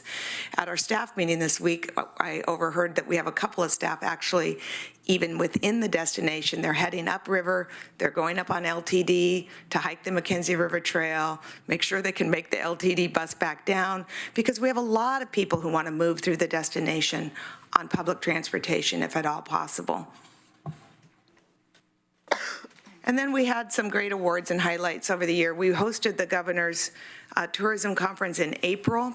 Maybe the last time we'll be able to host that statewide conference unless we see some conference space expansion here. They've really outgrown us, but one of the highlights for us at this year's conference was Meg Trendler on our team, who's been on our team for a long time and leads our international sales efforts, being awarded the Oregon International Sales and Travel Award from Travel Oregon. You've heard from Andy before, the coffee table book that was created as part of the Dunes Restoration Initiative received a top honor this year as well, and we've just had a number of acknowledgments. We were really thrilled to be able to present Congressman DeFazio with a national award in person here. He was at the Graduate Hotel kind of looking at that new build out there, and we were able to present him with the U.S. Travel Association's Distinguished Travel Champion Award here on camera with local media. That was really great. Also in your report, you have complete lists of our board, our Sports Commission Advisory Board, and our staff team. And I'm happy to take any questions you have. As you know, this is the time of year when we ask for a one-year extension to our grant with Lane County, and so we hope we can respectfully make that request and initiate the processing of a one-year extension. Happy to take any questions that you might have on our report today. Okay, Commissioner Farr. Thank you, Mr. Chair. Kerry, thank you for being here this morning. You know, I think back in the first time I met you with Sue Valco back in 1995, you were fairly new on the job at that point in time, and you had a lot of work in front of you. And I'd like to, my fellow board members who are here today, you guys know how great a CEO we have at Travel Lane County. You have done just a superb job guiding us through the years, and it's remarkable. But it brings me to just one thing that you said. This may be the last time we can host the Governor's Travel Conference, because, what did you say? They've outgrown us. Yeah. So we're really wanting to see the Eugene Conference Center space expanded in some way, if possible, or sizable space developed somewhere in the metro area. So the space that the city of Eugene owns that's attached to the Graduate Hotel is about 30,000 square feet of usable space. And if we have a full-service convention that has any kind of significant trade show needs, which that's an example of one that does do a significant trade show, it simply can't fit in that space anymore. And we've had them in about 3 times now. They've said, this is really it. And this time they said, this is really it. They had 200 people that wanted to attend the Governor's Conference on Tourism that they had to turn away. And then good news is the industry is healthy.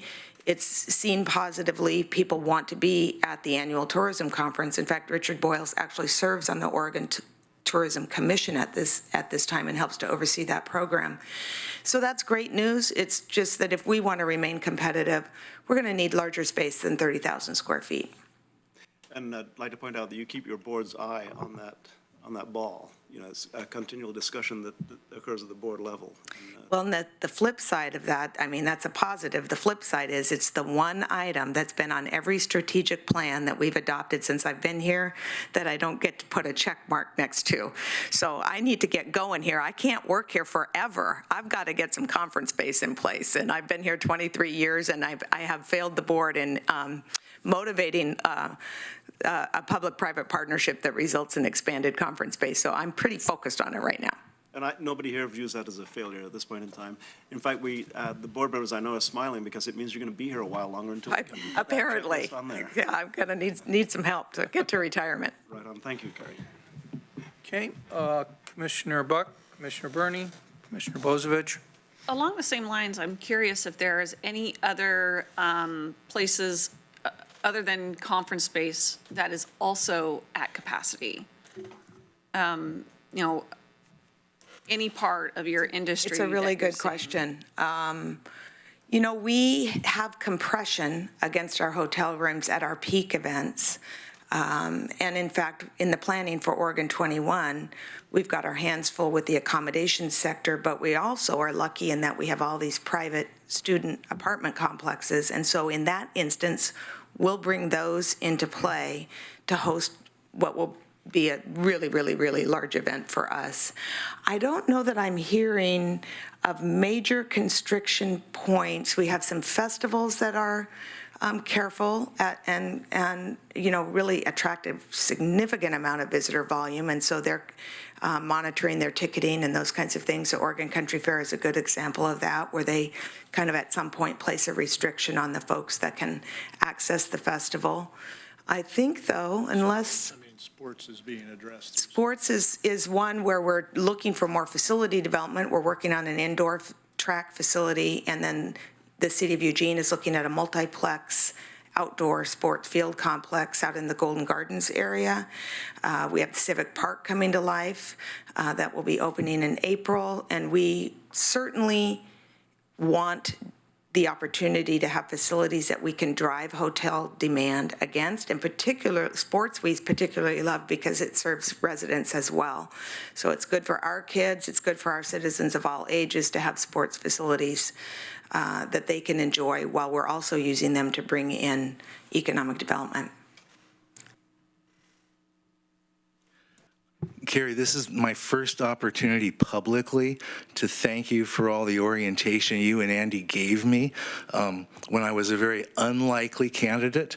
And you still took time, you still provided respect, and I thank you very much. And like Commissioner Farr, I remember Linda, who preceded you, and worked with her a lot. And I think I like to be critical, but I think the professionalism and the attention to detail and the community engagement that Travel Lane County represents is really unsurpassed. You have my utmost respect, and I think you know that. Thank you so much. I also want to publicly state that I agreed before I thought I might ever be an elected official that a first-class hotel convention center, as you know, is sorely needed. It seems to me that that's one arena where we need to help you retire, and we need to see how we can, in a value-added way, engage.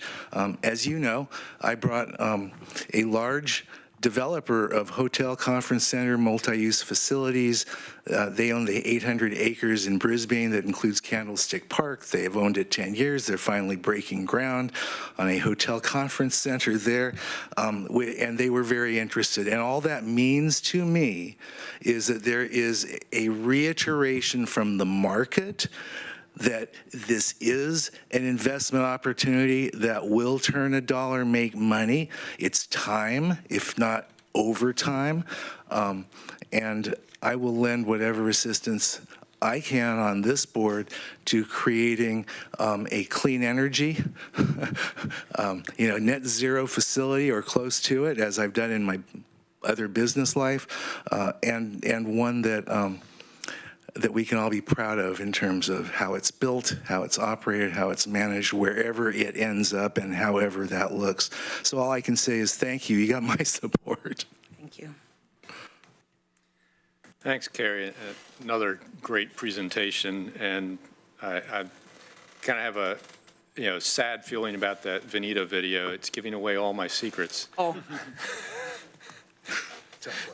All the great places I like to go, and you got them all there front and center on the video. Well, we share that neighborhood, and it is a great part of the county. Yeah, it's such a gem that some people aren't aware of.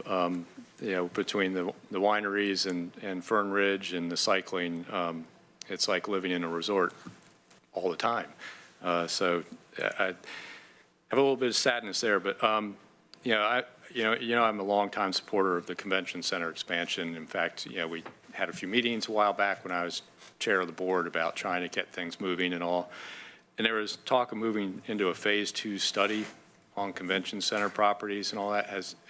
Can you kind of bring me up to speed of where that effort is? Well, I can tell you that there's still some focused conversation around how to expand the usability of the Eugene Conference Center, and there's a couple of different pathways that are under discussion. And I'm not right in the middle of those conversations, but I know that they're still active. So I'm kind of waiting to also kind of get an update when the time's appropriate. And I'm not always in the inner circle on some of those public-private conversations, but feeling pretty hopeful. I think there's really a strong interest in seeing something happen.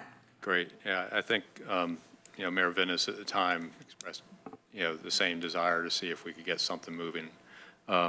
Because it's just so important that we're starting to miss, tourism opportunities because of our limitation in that facility.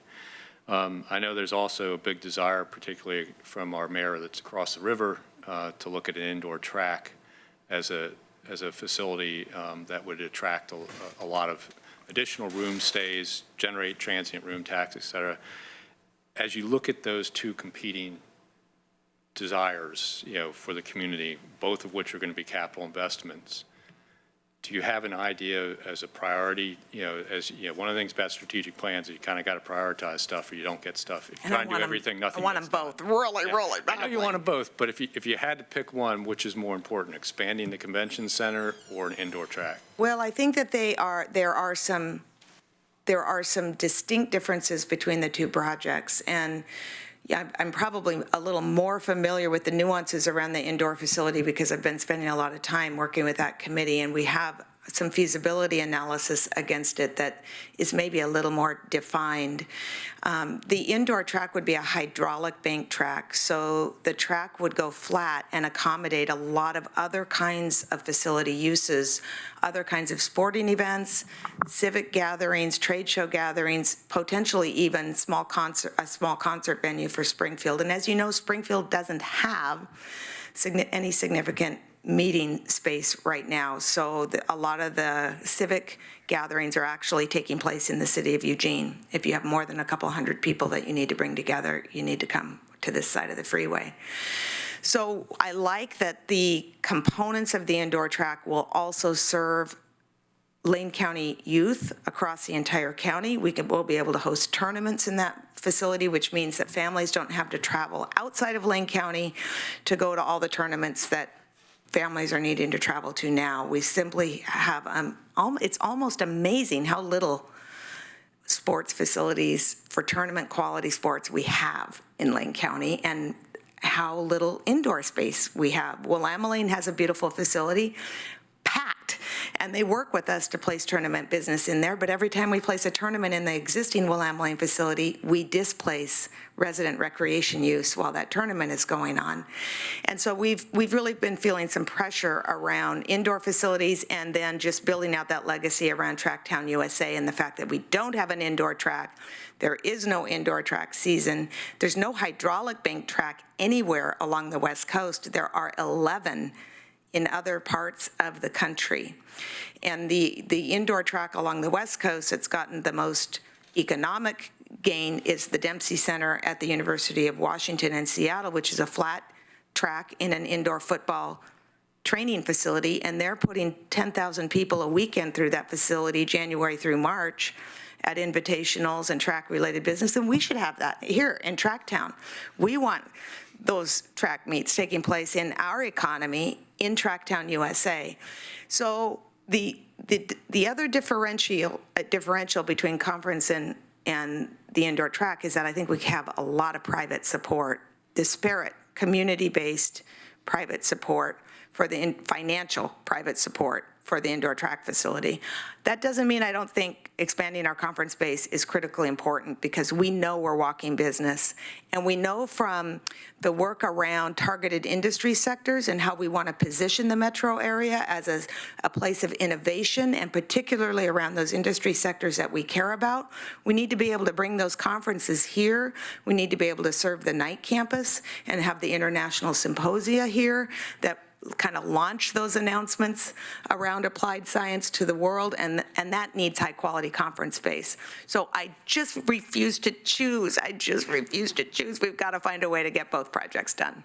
Yeah, and that's kind of what I was getting at, was they're really both the top priority. It's hard to separate the two, and we really need to find a way maybe to see if we can get both done before you retire.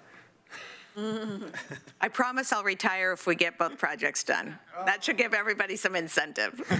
I don't know.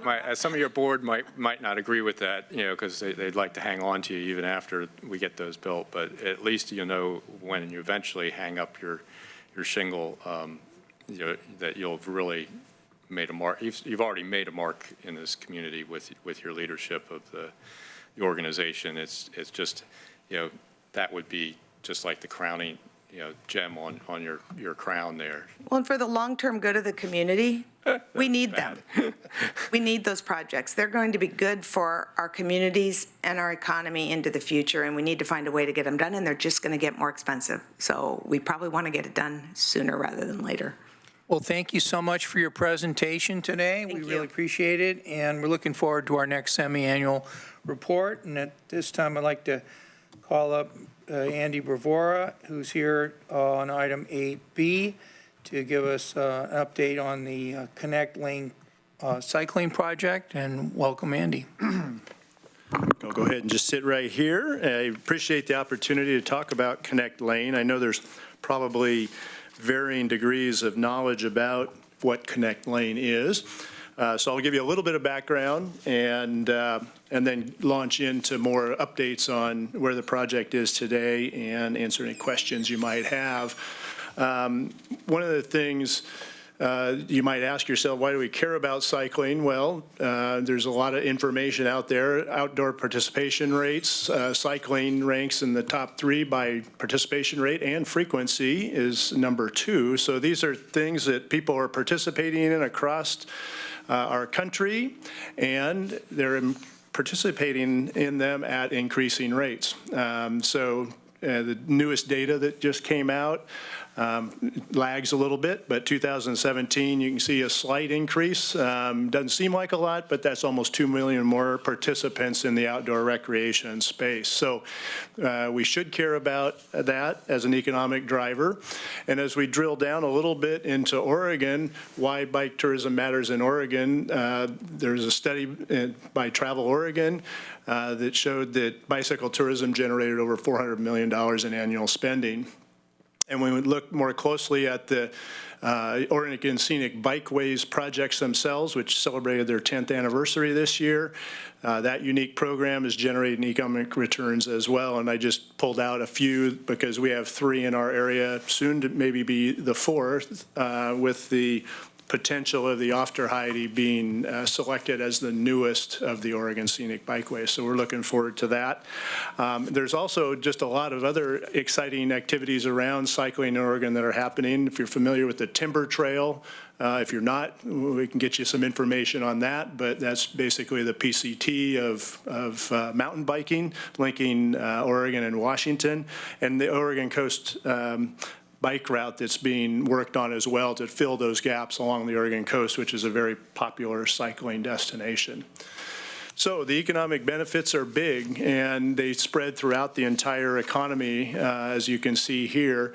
What be really cool is if we could kind of move some of that money out of motor fuel, parking, and airfare into some of those other areas. Obviously, people need to get here, but once they're here, maybe they don't have to drive as much, which is a little bit about what Connect Lane is trying to do. So back in 2016, through a Travel Oregon studio grant, we were able to have a facilitated discussion, which was then called the East Lane County Bicycle Tourism Studio Process. I really like Connect Lane a lot better than that name. So that process took a look at all of the communities east of the Coast Range with the vision of how do we connect these communities. We know that people are coming here and cycling. They're going to these destinations. We know that Oak Ridge is the mountain biking capital of the Northwest. They're going there, but how do we get them to go there and then connect to other rural communities in East Lane County? So there were a number of goals that the group established, and I'm not going to go through all those, but I will say it was a robust process. There was a lot of people engaged, and it was a very active group in talking about a vision for how we could connect these communities in Lane County. And that started with a gap analysis. We know we're a good destination for cycling. How can we become a great destination? So what are the gaps that we have? And we looked at it across the different types of cycling activities and then the destination components.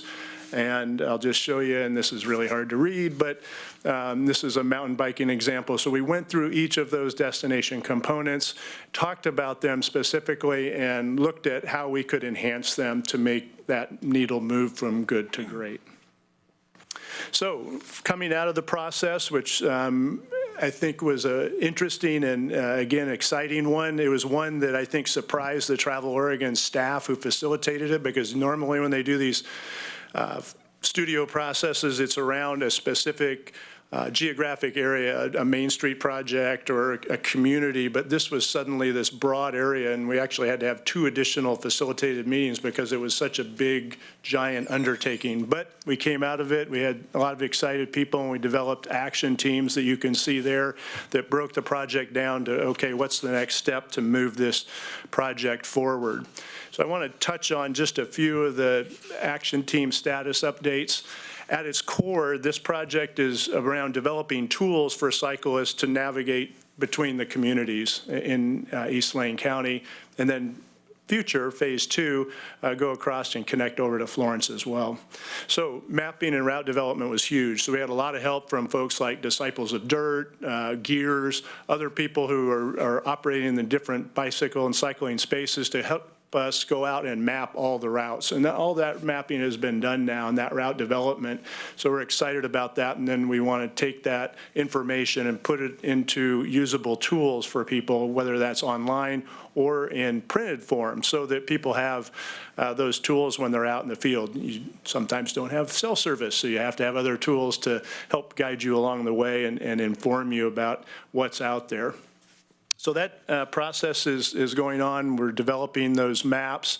One of the exciting things in working with the county in particular as a partner in this is development of story maps. And this is just, again, an online portal where we can plug in information about interesting spots along the way, pull up information on, in this case, bike-friendly businesses, so that as they make their way along the route, they can kind of look at what's on that route, decide whether that's the route for them or not, and what assets they have to interact along the route. So it gives them some good information about the route they're about to ride. One of the things that really has helped us in this arena is Travel Oregon's Bike Friendly Business Program. This is a program where any business in Oregon can become a bike-friendly business. When you do that, and it's not a super high bar, it's a number of kind of choices you can make and investments in your organization or your business to be more bike-friendly. So it could be, secure bike parking. A lot of times when cyclists are going to these different communities, some of these bikes are, $2,000, $3,000, $4,000, $5,000, $6,000 bikes. And so they're not inclined to hook those to a loop outside their hotel room. So it's things like, or is the hotel or lodging facility going to allow that bike to come into the room? Or if they're, especially in the mountain bike arena, do you have a bike wash station so that when you get off the trail, you can clean your bike? Or if you've broken something, do you have the tools to fix it while you're there? So there's a checklist that businesses can invest in and make improvements in to become bike friendly. When they do that, they go onto the Travel Oregon portal so that people that are searching for information on bike-friendly businesses along their routes will know that they're out there. They get the sign for the window to let them know that they're out there. Currently, we have about 100 in the valley and about 6 on the coast. We've been doing some work with our partners at the cities over the last couple of years to get this project or this program more widely known, and Travel Lane County staff will be continuing that in the years ahead. So, looking at the eastern part of the county, from Eugene out to the east, and I'm not going to describe these routes in any detail, but these are the routes that have been kind of identified to connect, say, for example, McKenzie Bridge over to Oak Ridge, and then Oak Ridge over to Cottage Grove, and then back through to Eugene. So we've got those routes mapped out, and the next piece of this project, and then looking at the western part of the county, and there's some gaps here that still need to be filled in, but we're doing that for these whole areas, again, east of the Coast Range. So at its core, this is a wayfinding project, and this is where a lot of the effort's been spent over the last couple of years, and sometimes it's ground to a halt, and got a lot of partners to involve in this, because when you think about going from a city to a county road to a state road to a Forest Service road to a BLM facility potentially, there's a lot of different people who have different sign standards. And so we had to come up with a sign that would work for everybody. And the other part of that was, this is a vision that this project can be scalable to the entire state, because we know that cycling is good for the whole state of Oregon. We want to design a system that works not only in Lane County, but in Linn County or Multnomah County or wherever cyclists are going. And we want to have a consistent themed wayfinding mechanism. So a lot of time was put into developing this sign, and we got approval for it from everybody but the Forest Service. And it was kind of a grind with them in terms of the color of the sign and the size of the sign, and whether or not you could have directional information or distances and other elements that they just have rules about that aren't allowed in the forest. So happy to say that as of about 2 weeks ago, I talked to Brenda Wilson at LCOG, who's kind of our leader of the group right now, and that was approved by the Forest Service. So same design, different colors, but those will be on the segments within the Forest Service. And then on the other roads, you'll see this sign design with information, again, leading the cyclists between the different communities. So you can see this is an actual sign on CL2, Connect Lane 2. That's the segment from Cottage Grove over to Oak Ridge. We were able to sign a bunch of that early on while we were waiting on some of these decisions to be made. Now we can move ahead with the rest, and we'll connect up to Connect Lane 1, which again is then Oak Ridge over to McKenzie, and we'll have our first 2 segments signed, hopefully here in the next, I shouldn't guess how long, but soon. So a lot of work around signage. On the lodging and business services, again, working with those businesses to kind of do an evaluation of what types of amenities would help cyclists, and working with communities on bike hubs. So there's been a lot of discussion, again, about bike hubs in different parts of the county. Happy to see Crestwell's moving ahead with one. It's under construction right now in this Wayside Park at Cloverdale, just east of the shopping center there on the east side of I-5. So again, along this route, as cyclists are coming into town, there'll be a kiosk with information, with bike tools and other things to help them if they need it along the way. Cottage Grove, just a week or so ago, cut the ribbon on some bike lockers in 2 parts of Cottage Grove. Again, those investments are really important to supporting cycling throughout the county. I'm heading up the group that's coming out and doing presentations like this. We've had the opportunity to inform some of the city councils around the county, talking with chambers of commerce and other groups, just to spread the word about the project and where we're at. So moving forward, again, we want to continue to increase cycling tourism. We think we have a good opportunity here, and opportunity to make it a great destination for cycling. So we'll continue to develop our materials, get those available, and then ultimately have those printed and be able to start promoting these different segments. So as we get more and more of those segments in place, we can add to our materials. We end each of our conversations with how do you get involved? Well, you can join action teams. We've had some changes. Mayor Jim Coey, former Mayor Jim Coey of Oak Ridge was instrumental in pushing this project forward, and he's moving on.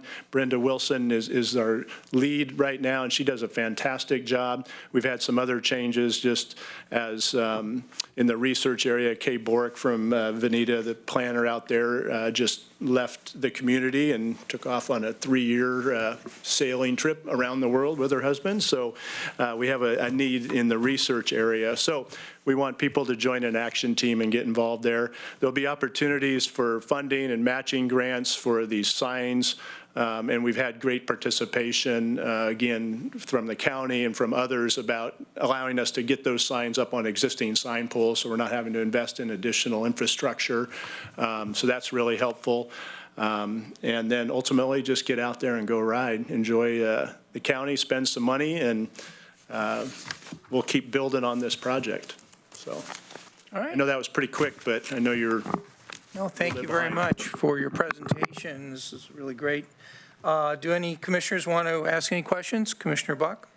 I don't necessarily have a question, but I just wanted to give you comments back as Cycle Oregon came through a lot of different areas of East Lane.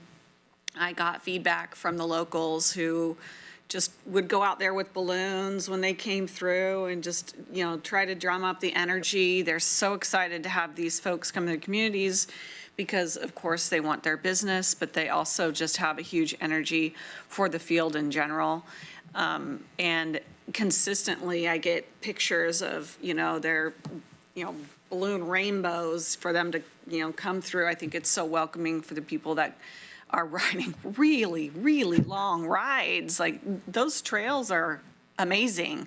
I know I couldn't do it. But they're so passionate about it, and I just know that the small communities and unincorporated portions of the communities appreciate all the work that's going into this.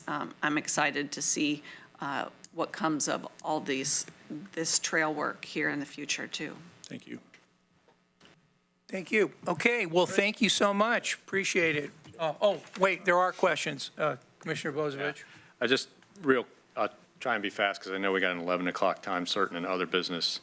Having been one of those people that's ridden Cycle Oregon and multiple Oregon bike rides over the years, and recently participated in the Blackberry Bramble out to Veneta and all, you know, it is a really big piece of our economy here in Lane County. And people, you know, early on when the Inn at the Fifth first got built, and I was talking with Brian Obie about it, I was surprised when, without prompting, he mentioned to me that a lot of his bookings are people that come as a group to do cycling in our area.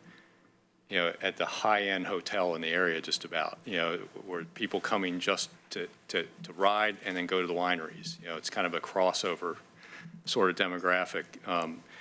Not to mention also maybe some of the brew pubs too, but, you know, the microbrews.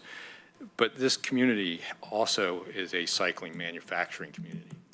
And that's also part of the reason why some people come here. It's not just to ride our wonderful roads and all, which these connections are going to help improve.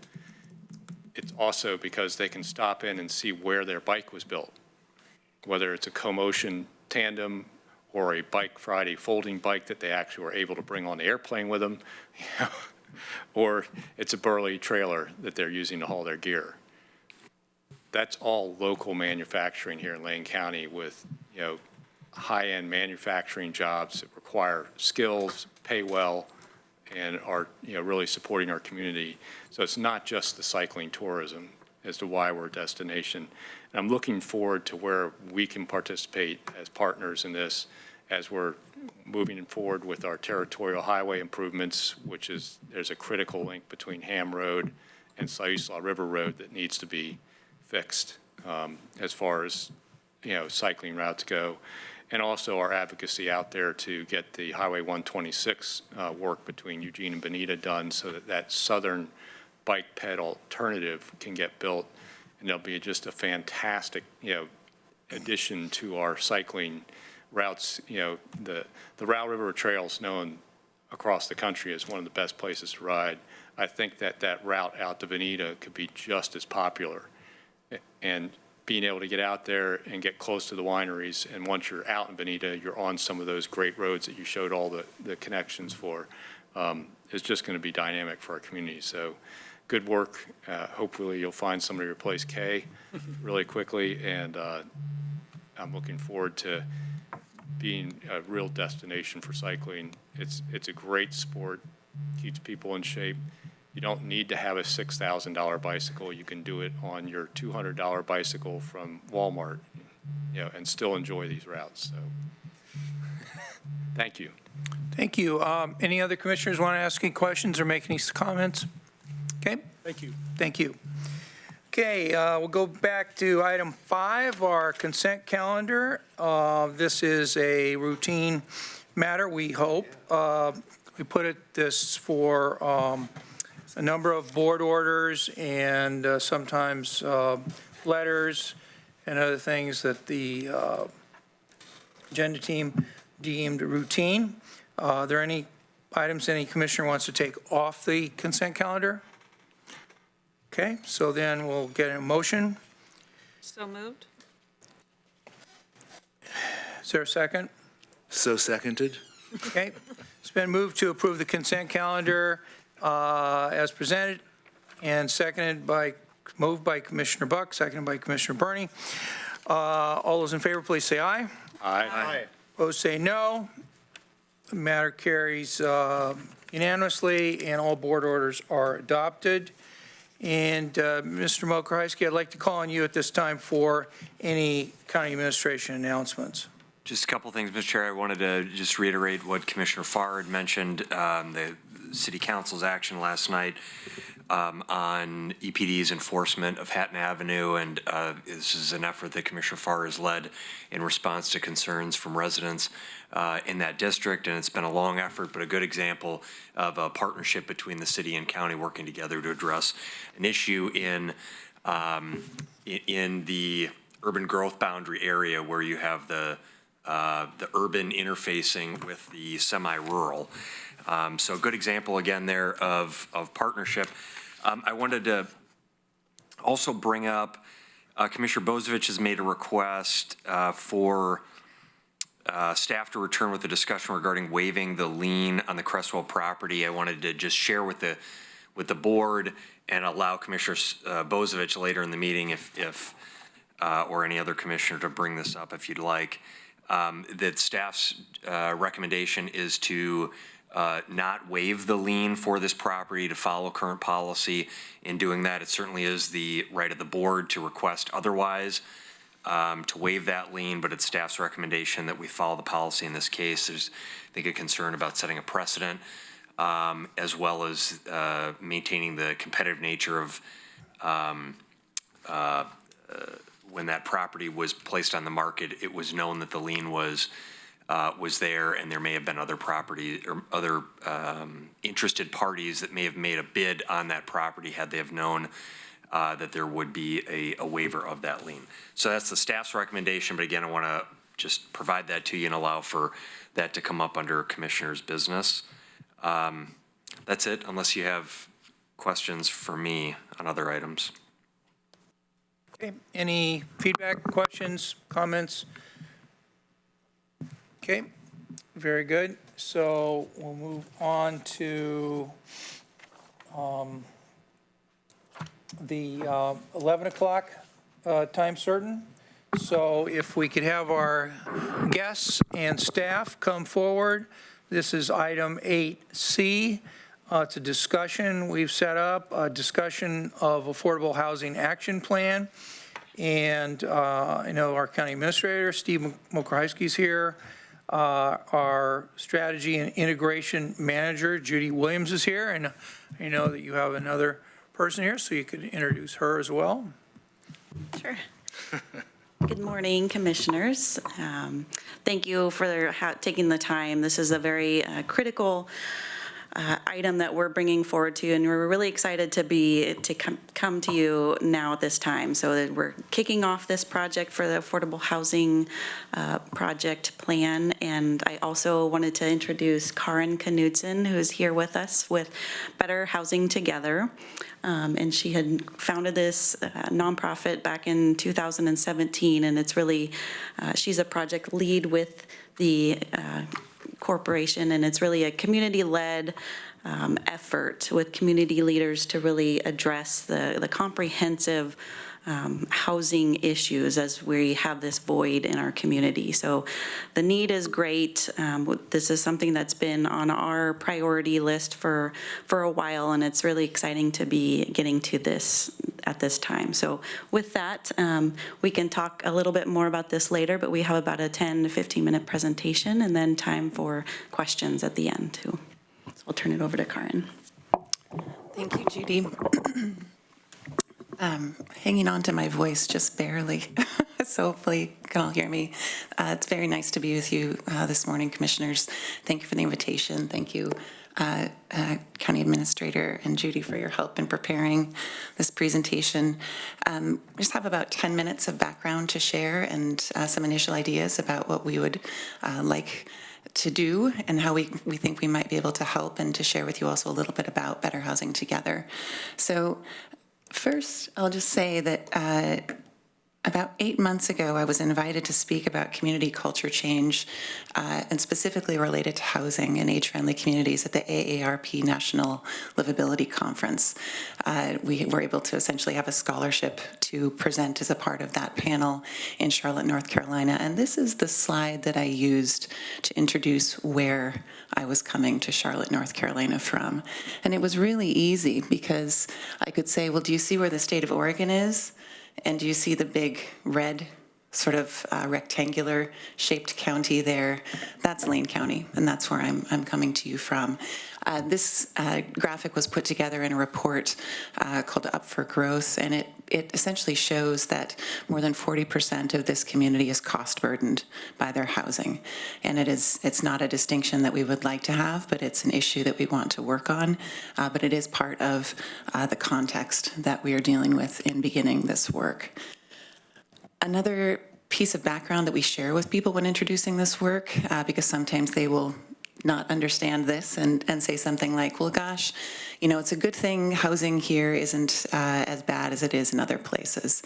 And what we can instead share back, unfortunately, is that the housing challenges we face locally are as bad as any community faces anywhere in this country. And we have the second most constrained housing market in the nation in the city of Eugene, second only to Seattle, Washington, and really challenging statistics when you look at, say, something like the United Way's ALICE report, which looks at asset-limited income constrained and employed individuals in this community.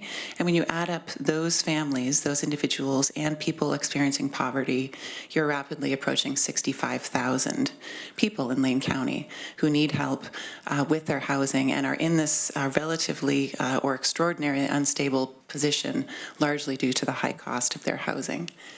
So as Judy mentioned, Better Housing Together came together really out of necessity in 2017. We are working to increase the affordability, diversity, and supply of Lane County's housing, and we work collaboratively with partners in this effort. When we have built this network of partners, it's really a simple ask to all of the organizations and businesses who have signed on to simply say, do you want to work towards those outcomes? Bring your expertise, bring your insight, and we will put that into the mix and do our best to use it to move forward. As such, we also have the distinction, or the unique distinction, of being the only community-led and multi-sector effort trying to address the housing crisis in Lane County. And that, I think, gives us interesting opportunities, provides us with interesting opportunities to bring forward creative ideas, and also to bring forward ideas that have broad support from within the community. It's simply a part of the DNA and the structure in which we work. So I mentioned our partners, and this graphic is a little bit out of date because we can't keep it up to date as partners are joining this effort. But Better Housing Together is now almost 50 local organizations and businesses in Lane County. Many of those organizations and businesses are based within the cities of Eugene and Springfield, which is essentially a function of our ability to do outreach up to this point, but also because many of the issues that we've been talking about in these first 18 months, 24 months of work have been pretty focused on the issues in those cities. The public launch of this work, as some of you who were able to attend were aware, was in 2018 at the Community Housing Forum, an exhibit that we were able to host at the University of Oregon, thanks to their donation of that space to our effort.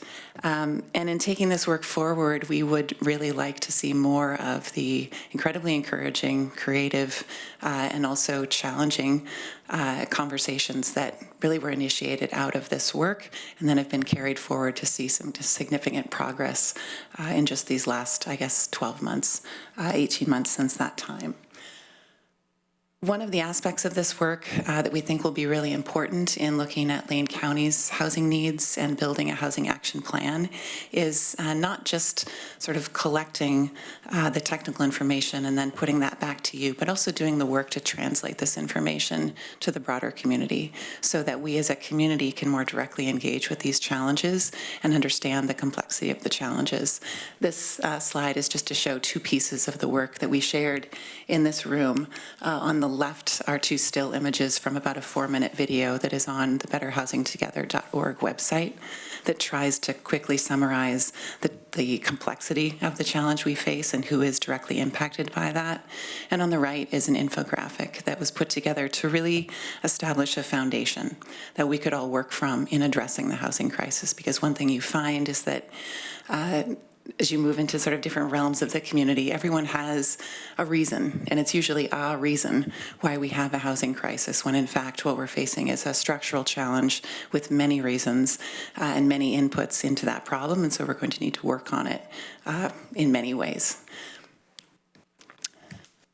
So every community grows in the direction of the questions it asks. This is something that we have tried to come back to in conversations when we start to get stuck on the problem or stuck on the frustration with the problems, and instead to return to what kinds of questions are we trying to ask about housing? What kinds of questions do we need to be asking about housing in our community in order to see progress? And I think it's really exciting that this board, the county, has done leading work in that by framing a really clear question. How can we increase housing options to reduce the incidence of homelessness and increase affordability?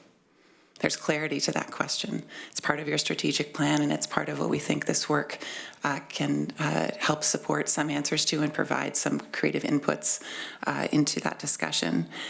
So with this action plan, we would really see there being 5 primary components: research and analysis of local needs, which would help us to, again, understand the context and the foundation of the work and establish shared understanding of the challenge we're facing. Community and partner engagement, so that we can understand the diversity of needs and also start to sort of mine different insights as to what appropriate responses to those different needs might be, building then into strategies that would address a variety of needs across the county and be appropriate to deal with different particular types of circumstances, and then really summarizing those into a set of recommendations and presenting essentially a housing affordability framework back to this body.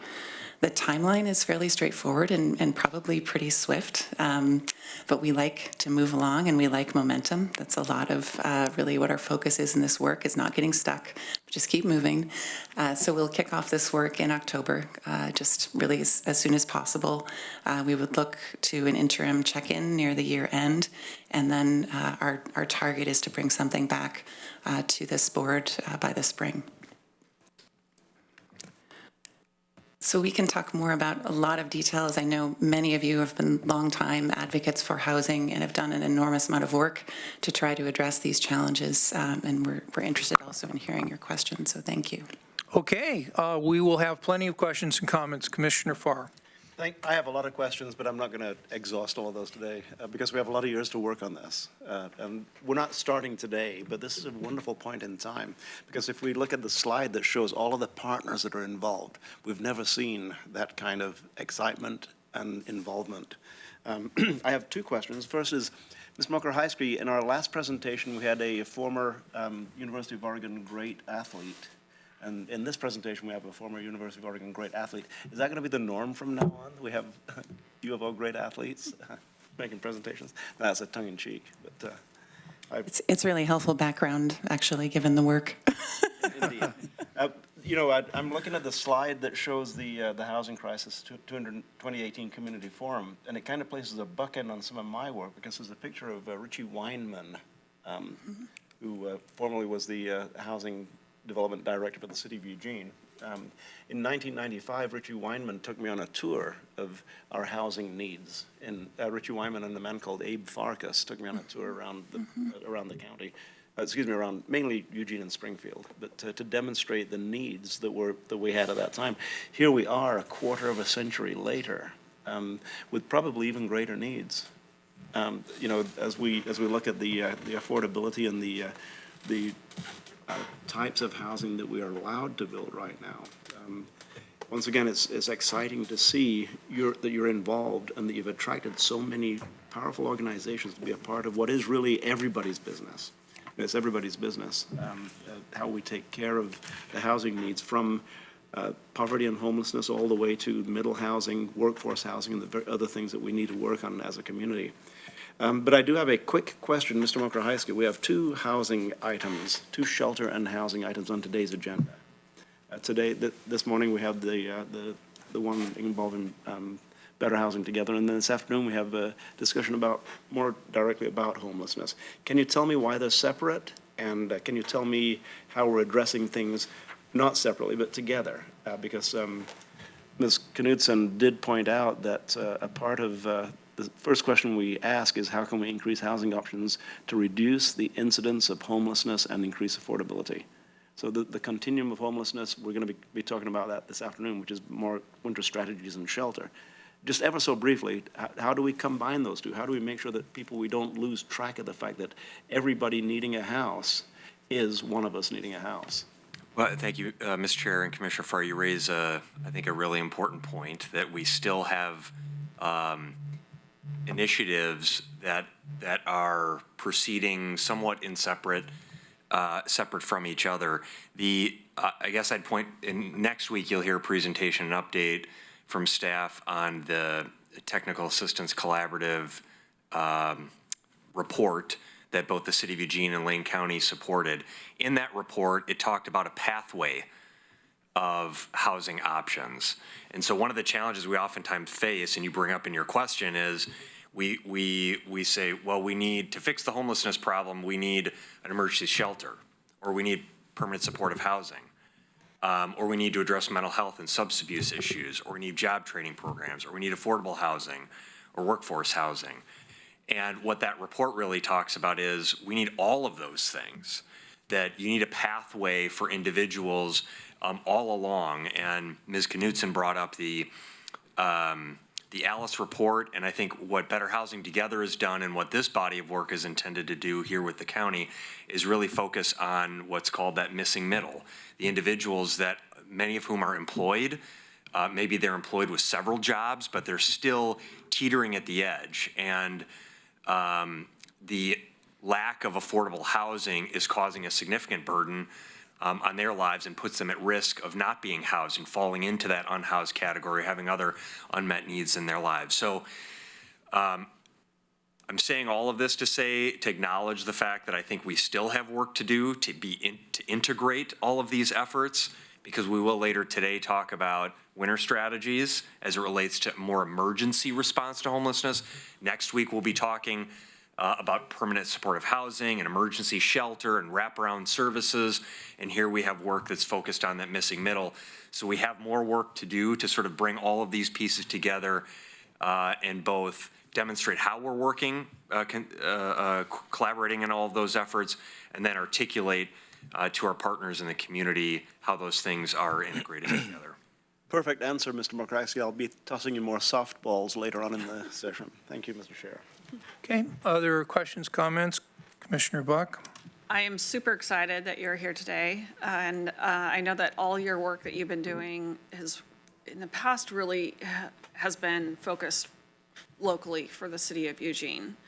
And I've been following all that good work, and I know that this is a jump in scope from the city of Eugene and some of their really specific issues to the whole of the county. And part of that in my district is incorporating a lot of rural communities, unincorporated communities, and how they interact and relate to the same problem, but to answer or to be able to reach those demands of those communities can be fundamentally different than a metro center. And I just wanted to get a sense from you how you would be able to accommodate that in this larger focus. It's a great question, and it's something that we're just starting to sketch out. One of the incredible things about having such a wide range of partners is that many of our partners have also been trying to do for some time exactly what you're describing, which is reach a population that is more challenging to reach than people who are closer together. And who want to see housing more directly integrated with that outreach work that they're already doing. So I think we'll be talking with those partners like NAACP of Lane County and integrating with some of the outreach programs that they already have in place, which housing is not an explicit component of, but would allow us, I think, to draw really helpful input and feedback through that partnership, but also looking to some of our partners who are actually located in the communities or live as individuals in the communities you're describing, because they are different sets of needs and different sets of concerns. Most people are not aware that this board serves, I think, more than 75 self-identified unincorporated communities that you are their first experience of government. And it would be, of course, incredibly challenging for a small nonprofit to do an expansive canvassing. But what we will try to do is a really good job with the resources that we have, and then bring back recommendations to you all for areas where we could do some really effective follow-up work. Excellent. Thank you. Okay. Hey, Joe? Hi, Carm. Could you put that map back on that you led with? Thank you. Do you have any idea what % of the United States population falls within the red, more than 40% housing encumbered? Because it looks to me like they're large population centers. Yes, it's, well, large population, but also coastal. And, well, so, yeah. and kind of clear pushing to those edges. I don't know that number, but it No is problem. a number just that exists. We can find. Number two, I think you're doing great work, but I just want to ask questions. When an organization joins the collaborative called Better Housing Together, what do they commit to? It's a great question, and I love underscoring this because it's like the fundamental work we do is community members and in civic engagement. When an organization or a business says that they want to partner with Better Housing Together, what they're saying is we want to work collaboratively with this incredibly diverse range of perspectives to increase housing affordability and diversity and supply. We think it is important to address the housing crisis in our community and to participate collaboratively in that effort. Why that matters so much is that it allows us to find and really focus on all of those components, all of those solutions that have broad support, and that really we do have broad agreement in pursuing, and not spend all of our energy on the 2%, 1% of things that we disagree on, and that will keep us from moving forward on all of those other issues. I think the other aspect of it that has been really incredibly rewarding to see is the development of relationships and the stretching that people are doing, the courage that they're expressing and trying to find points of agreement and move to shared positions of support, where really we're talking about a shared goal and shared progress. Well, okay. So if that's the case, it sounds like it's the initial level of philosophic, identify common ground, not necessarily digging down yet into specific actions that are coordinated. I would like to state that 30 years ago, the Pew Charitable Trust invested in a project in Eugene, and they did it through a separate program called the Pew Partnership for Civic Change. And the Pew Partnership for Civic Change agreed with you, what you articulated 100%. It said, one day, and I think we're living in that day today, we have so many projects that are so great for the people that they serve, and yet the community, the context for the projects has gotten worse and worse and worse. And they allowed communities to identify, as you are doing on your own with your group, a need of the community, and then to build relationships between groups that historically have not worked together. And that's how they said community resiliency begins to be defined. So on the one hand, so I applaud the intent, what you're doing. I've heard you speak a couple of times and impressed with the coherence and non-threatening way in which you belligerently refuse to get off of the point. And even though there's all these great partnerships, we are, in fact, in a situation where it's getting worse and worse and worse. So my final question is, you have been fielding questions at this point in time. One final question, one recommendation. What are you learning that you didn't know thus far, and how is that informing your path forward? Oh, my goodness. I'm learning a lot, and we're learning a lot, I think, every day through this work. I would say, if anything, that's a reason to feel continually optimistic. People are trying to grapple with the issue and are not simply bringing a sort of set amount of understanding as though that's all that's needed to move us forward. Because, as you said, the situation is not good, and it's not getting any better unless we do some things differently.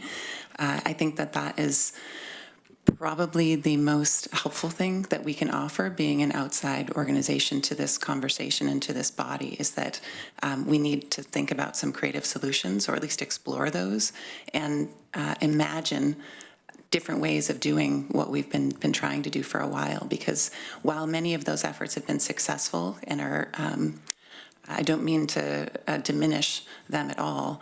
We do need other ideas, and we need some new approaches. So we'll be trying to sort of focus on that in this work. I don't think I've fully answered your question. Well, but as best we can. I mean, yeah. I really hope that Better Housing Together, the county becomes part of your team.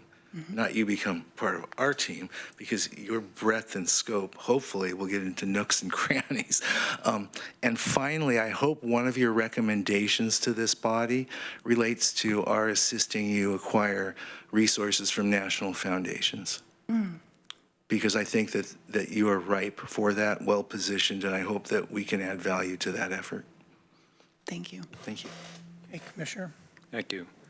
So, this is one of those huge problems that has thousands of pieces that we could look at for solutions. And like you said, there's some of them that we tend to argue about. But I think, this graphic and your statement that we are the second most constrained housing market in the country leads to the simple thing. And Joe, having a degree in economics, probably understands the laws of supply and the laws of demand and what they do to price. And basically, any housing supply is good for price. It doesn't matter what kind it is. The more we build, the lower the price will be. It's that constraint of our supply is really tough on our market here, and what drives that 40%. So I'm concerned where I see us, where can we remove those barriers to supply? Whether it's in, what we artificially drive the cost of housing up with, through system development charges or regulatory barriers, or where we drive away capital investment through uncertainty in regulation. And I'm sure there's another piece of economics that I'm sure that, uncertainty in capital flows has a lot of things. In fact, probably the greatest example of it recently in this state was the passage of rent control and the immediate 40% drop in investment in multifamily homes in the state year over year. You know, that uncertainty and what that does to the rental market has led to a drying up of capital investment in multifamily. But what I'm looking forward to is, you know, hopefully the City of Eugene adopting ADUs without constraint, because any housing lowers the price. I want to repeat that over and over again. I don't care what it is, whether it's an ADU, missing middle, affordable housing, or a single-family home that's meant for somebody that makes, you know, $300,000 a year. It lowers the price. Adding supply lowers price. So, you know, as we look at things, we want to be careful not to do things that create uncertainty, like inclusionary zoning, rent control, artificial limitations on ADUs, you know, having to be, you know, resident owners in order to have an ADU. I don't know why that got into the rules in Eugene, other than a fear of how could somebody have an ADU that's for rent to somebody next to a house that's also for rent. It's still an accessory dwelling unit. But, you know, we need to fix that. So I look forward to their efforts, and I'm hoping they focus quite a bit on supply. The other issue I think we have is we need to look at what drives cost also in this community, and here I'm going to say something Joe is going to really support. One of the things driving supply and cost is our lack of construction labor force. We need to strongly support some of our efforts to bolster that, diversify that labor force. You know, apprentices that are going to be journeymen in the construction field start out at $15 an hour, so $30,000 a year, and not too long after that, after they get their journeyman, can be close to $100,000, depending on whether they're an electrician or, you know, plumber or carpenter, whatever the field is. But try and find a commercial rated electrician on the Oregon coast. If you want to build multifamily, which has to be rated commercial for the electrical service, it is almost impossible to get a commercial contractor to build that multifamily on the Oregon coast, where we are in dire need of workforce housing to support. We just had a huge report on our tourism industry. A lot of service, you know, industry workers, you know, need that multifamily housing because it's what's affordable to them at that level of pay. But it all starts with we need the labor force that can build it. We need to remove the barriers for getting it built. We need to remove the uncertainty in investing capital in doing that construction. Thank you. I just want to make a few comments and questions. And my first comment is that I'm very excited about a knowledge-based, fact-based inquiry into the barriers to affordable housing in the community. That the emphasis, to me, on your work really should be about exploring these facts and trying to obtain as many facts from many different sources as possible so that the solutions may flow from a fact-based discussion and a fact-based premise of some of the problems. So for example, a one slide to say, well, that's the problem, is not, in my mind, a holistic examination. I mean, it's certainly going to add to it, because it is a fact that the constraints here are pretty measurable, pretty noticeable, but there's a lot of other things going on. And toward that end, I want you to think about the relative decline, and that's more of a question than a statement, but the relative decline in public ownership of housing because of federal policies that have de-emphasize the federal role in assisting communities in owning housing. Second is the development at the opposite end of the spectrum of the government owning housing is the tiny homes. The idea that people could own their own home at lower levels of income if the houses were smaller, and they were in fact tiny houses. So those are two inquiries that I'd like to see your group make. And then last but not least, I'll say that one of the exciting things about what you're doing and what the county's doing in partnering with the other partners up there is the idea that this is a holistic problem, but there are holistic potentially solutions. And by that, I would incorporate a comment like Commissioner Bozievich just make about workforce. You got to have people to build these houses, and you have to have people that will build for the long term, and that introduces concepts like sustainability, climate change, building things that last, and things of that sort. And of course, related to all that is transportation. We saw in the big recession, and I see that some of the Colorado counties are kind of a lot like ours. I mean, there's a couple more greens and maybe about the same number of reds, but I know that when Colorado had when we all had the Great Recession of 2009, 10, 11, that the communities that were built out from Denver all the way to Colorado Springs in some cases, these big housing developments all went bankrupt. Well, all is a strong statement. Many of them went bankrupt because the gasoline prices were so high that people couldn't afford to go back and forth from where they were working. So the idea of building out, and as maybe some on this board would say, building more housing isn't necessarily going to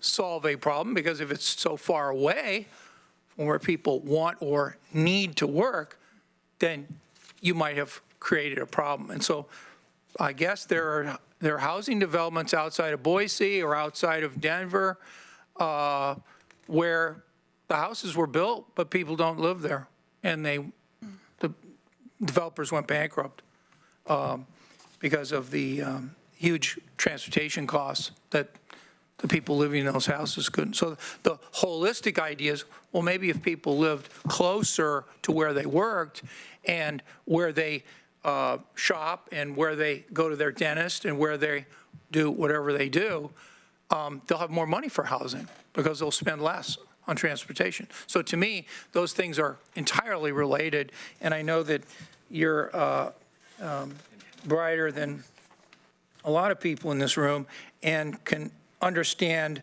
this concept and even elaborate further on it. But going back to my original point, this has got to be fact-based, it's got to be holistic, and it's really important that you come out with something that is usable by elected officials. So if you conclude with, wow, you are now the best educated collaborative group. In fact, we're going to put up another color. We're going to be the purple color up there, because that will be the most educated community on housing problems in the United States. Move the recommendations, and the vibrancy of the recommendations have to be more than just a series of facts and figures. And oh, by the way, it's a problem. And while those candidates are out there doorbelling in January through May for the primary election, and this report, as I understand, is going to be released in May. That's our target. Okay, so the people that are knocking on those doors, running for those public offices, who are going to be told by those voters, by the way, what are you going to do about housing? So those candidates, we'll hope that by May we'll have a plan that not only the candidates who have been knocking on the doors and listening to voters, but also the incumbents who either are not up for election or aren't running for election will be able to use to act on that. And if that means more taxes, I hope you're bold enough to recommend it, if it does. I'd like to know where the money's going to come from, because if all these collaborators are asked to bring in money and there's a $1 million kind of buy-in to be part of this collaborative, put your money where your mouth is kind of thing, then maybe the problem will be solved by the collaboration. But I think it won't be. I think we're going to need local tax dollars to supplement whatever the collaboration with its own resources comes up with. Okay, Commissioner Buck. Piggybacking on that particular issue, we have an outstanding assignment at the board level here regarding a potential bond. And it's my understanding that your group in this work in the next 6-8 months will also include an analysis of some options for revenue. Is that true? I think, and I have not been able to quite connect these dots yet, that there may be a little bit of a telephone game going on in the community right now around that particular issue. Okay. Because what we are proposing to do is bring forward to this body, in some ways exactly what I think all of you just described, context, and then I'll even say a to-do list rather than a plan related to how we might impact the housing crisis that we face locally. If that to-do list includes intensive work around funding, then that would be a part of those recommendations. That will come out of the process that we go through in working with our partners and working with the broader community. So by the telephone game, I just mean we have not moved to a point where there's a particular tactic or solution that's being proposed as a part of this work. That would, I think, be sort of jumping the queue, because in order to accomplish, it's a nice thing to say. I mean, of course, if it was just as easy as saying it, we would have no problems. If we could just, magically bring resources to any challenge. I think what we would need to do in order to understand that particular tactic as being the one to move forward with is how it interfaces with all of the other work that the county could be doing to support housing affordability and diversity and supply, because it's a long-term process. As the first comment illuminated, this is many years, and we have to do the work. We can't just sort of jump to congratulating ourselves for having a good idea about how we might solve a problem without doing the work to build support for any number of solutions. I agree. And part of the reason I bring it up is because I also truly believe that the collaborative work that you do and the outcomes that come from it will be a base for what we want to do on a board, whether it include revenue generation or whatnot. But you have to, again, like you said, just do the work in advance and make sure if that's an option and a viable option at that. This outstanding board assignment is very specific, and I know that part of that base work is going to be done with your group. So later I will probably be asking the board if we want to acknowledge that now that we are working with you as Better Housing Together for these efforts as part of our housing plan, that be placed in that bucket of body of work.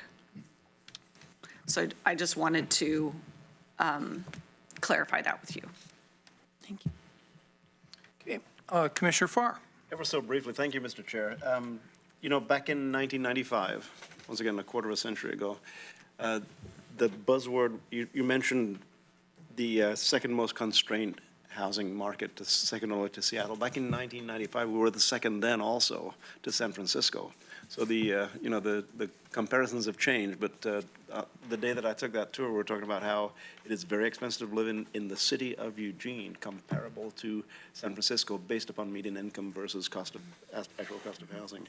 At that point in time, we had a council committee that was formed. It was a long-lasting council committee. It was a council committee to finance affordable housing. Pretty broad. Gene Tate was the chair of the committee. It was commissioned by Ruth Bascom. I was on the committee. Nancy Nathanson was on that committee. And after we looked at all of the potential revenue sources to help create a revenue stream, we came up with an ask for a 1% utility surcharge. 1%, which on a $100 utility bill, it would have been $1 per month. Well, it was rejected by about 72% of the people said no, because we didn't get out of the gates correctly on it. That point in time, in 1997, I believe, is when that went on the ballot, it would have created about $1 million per year revenue stream. Once again, almost a quarter of a century of $1 million a year expanded because of the increased cost of utilities would have been significant at this point in time. So as you're looking at all of the things that we're looking at to create a more or liver-friendly, living person-friendly environment, you know, a place where we can have more people graduating from high school and deciding they can live here because they can afford the housing here, then look at what we've done in the past also. And I keep saying, you know, we came out of the gates late on the 1%, and it's almost innocuous the amount that each family, each ratepayer would pay. So, you know, let's really overturn all of the stones and take a look at what can we do that is going to be the most effective. And in retrospect, $1 million a year for 25 years would have created a significant change in what we're seeing in our environment right now. So, thanks again for your work, and thank you personally for being involved. And Rob, I see you. And thank you for being involved also. Indeed, I see Betsy back there and Tiffany. You know, thank you for the conglomeration of folks that are together, the consortium of people who are together working on this. Thank you. I'd like to follow Commissioner Farr in two ways. One is, I was here doing things with all those same people in '95, but no one knew who the hell I was, and he was city councilman. he was already in the public eye. Manager Jerry. Thank you for the correction. I would request that on the revenue side, as you get there, you analyze all the states and regions that do have what I'm familiar with as a public purpose charge, which is the same thing that Commissioner Farr mentioned. I know that public purpose charge with most utilities is directed towards clean energy or energy efficiency, but nonetheless, that might be interesting. And I would also invite a discussion later with you in that I have some experience on the private side with loan loss reserves and with revolving loan funds, and how, in fact, they have been used in the past to target that missing middle piece of what you're looking at, and I would offer that down the road. Thank you. Thank you. Okay. Well, thank you very much. We really appreciate your presentation and look forward to more information about how this is going. And when are you likely to come back for another round of questions and comments? When would you like? I think we're looking towards the year end as a time to just check in on the work and maybe what we've learned to date. There's also Better Housing Others planning some larger community engagement opportunities in early 2020. So that could be another point of interface as well. Okay, great. Thank you so much. Appreciate your great work. Okay, and thanks very much. Just looking over the schedule here, we have a little bit of time left. I think we probably would want to do our executive session after noon because we wanted to give our Ms. Nichols 10 minutes notice. So I think probably that wouldn't be good to pull that right now. I think we could jump to our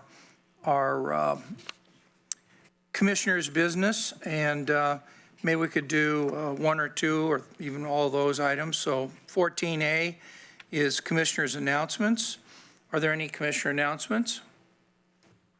Commissioner Buck? I just wanted to let the board know that in the last LCOG meeting, they did a vote for the new seats for the year, and I'll be vice chair of the LCOG committee. And other than that, I've just been at County College for the latter half of last week. That was the last session. And there was a large group of us that made it all the way through. And they will, everybody who graduated will be presented their graduation certificate at the upcoming AOC conference here at the Graduate. I can't express how nice it was to be able to network with various different commissioners throughout the state and know that they're going through many similar situations, even if it's a big metro center or a small community. There were so many things that we could bounce off each other, and it was really worthwhile class to go through. Good. Other commissioner announcements? Commissioner Burney? I want everyone to know that of the commissioners that went through County College, one of us will for sure graduate at the Graduate. Yeah. On Thursday, I'll be driving up with Senator Byers to the first Regional Solutions Board meeting in quite a while, and we'll be involved and reunited with our own Ms. Sarah Means, who's staffing that. And I will bring back to you the results of that. And I would like to share two things with the board.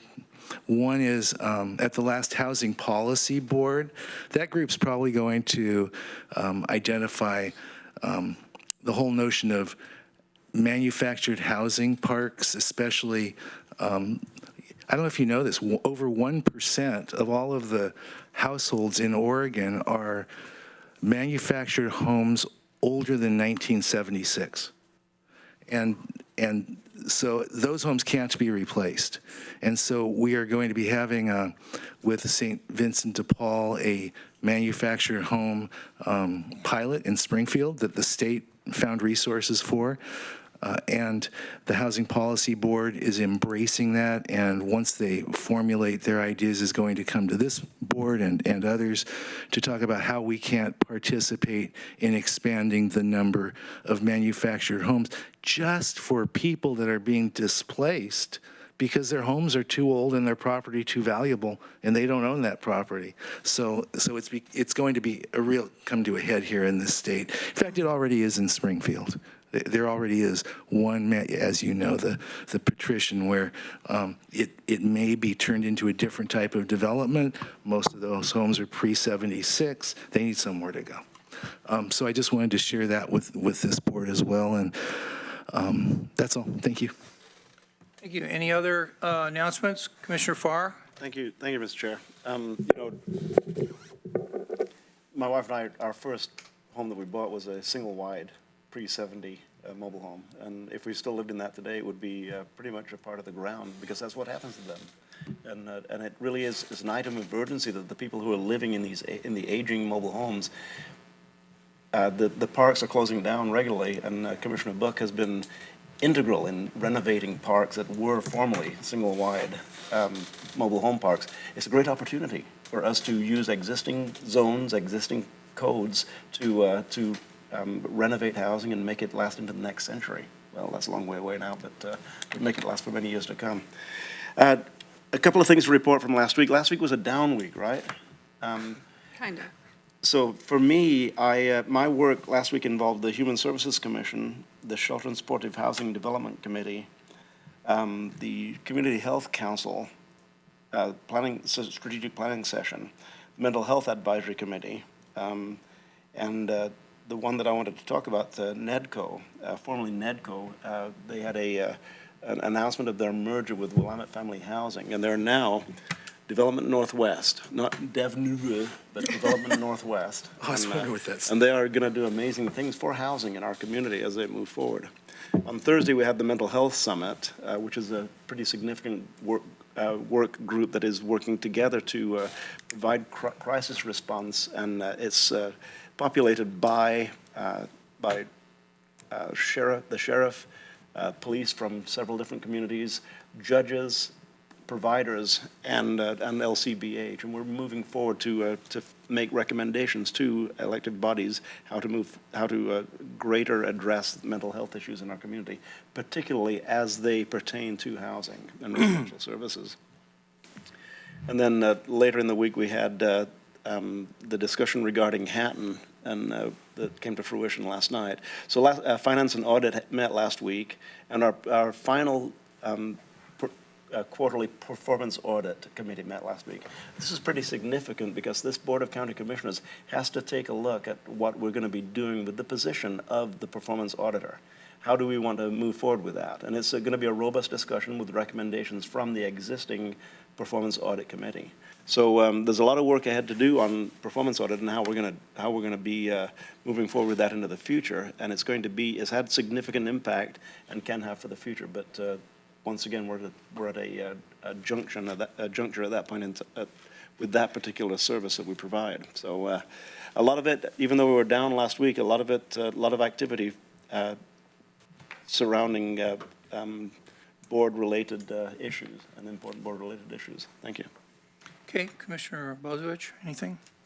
Thank you. A couple of just things briefly. I'll mention that I attended a debrief on the Oregon Country Fair with the Country Fair folks and the sheriff and the city of Anita and the fire district out there, and was really pleased that we really brought down the number of calls and incidences around the Country Fair this year significantly.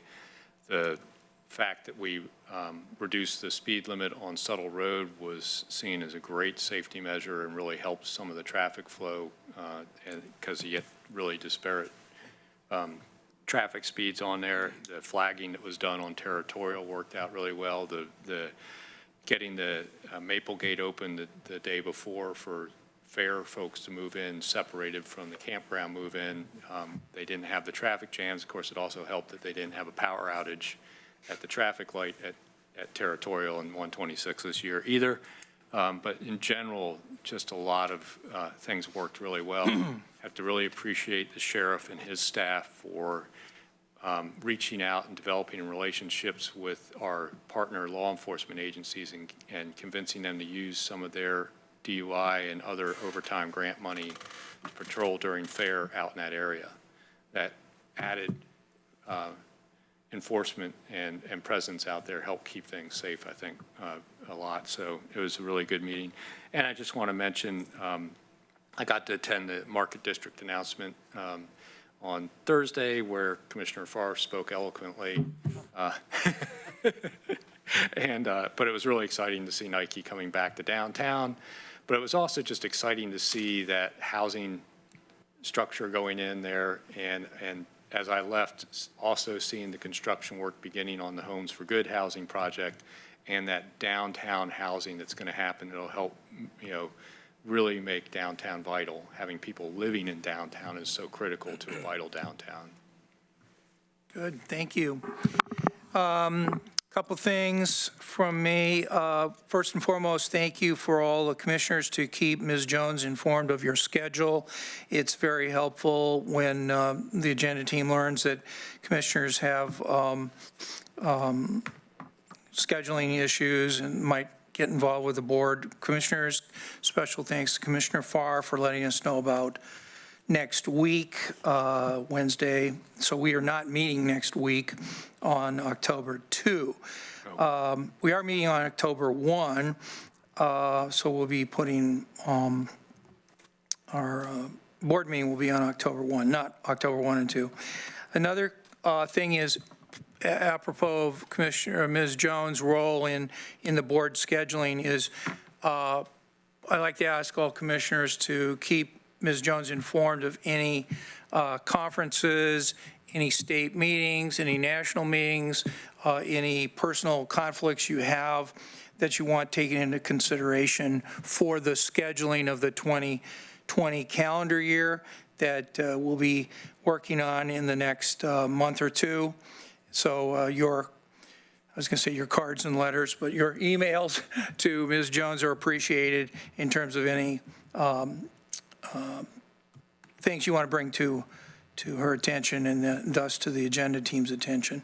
And last but not least, on October 8th, we're going to start the board meeting at 10:30. So the public comment will commence at 10:30 on Tuesday at 10:30, and we'll run the meeting for the rest of the day. We may go over to October 9, but I just want to alert you that if you want to schedule meetings that morning, at least until 10:30, that'll be a time to do it.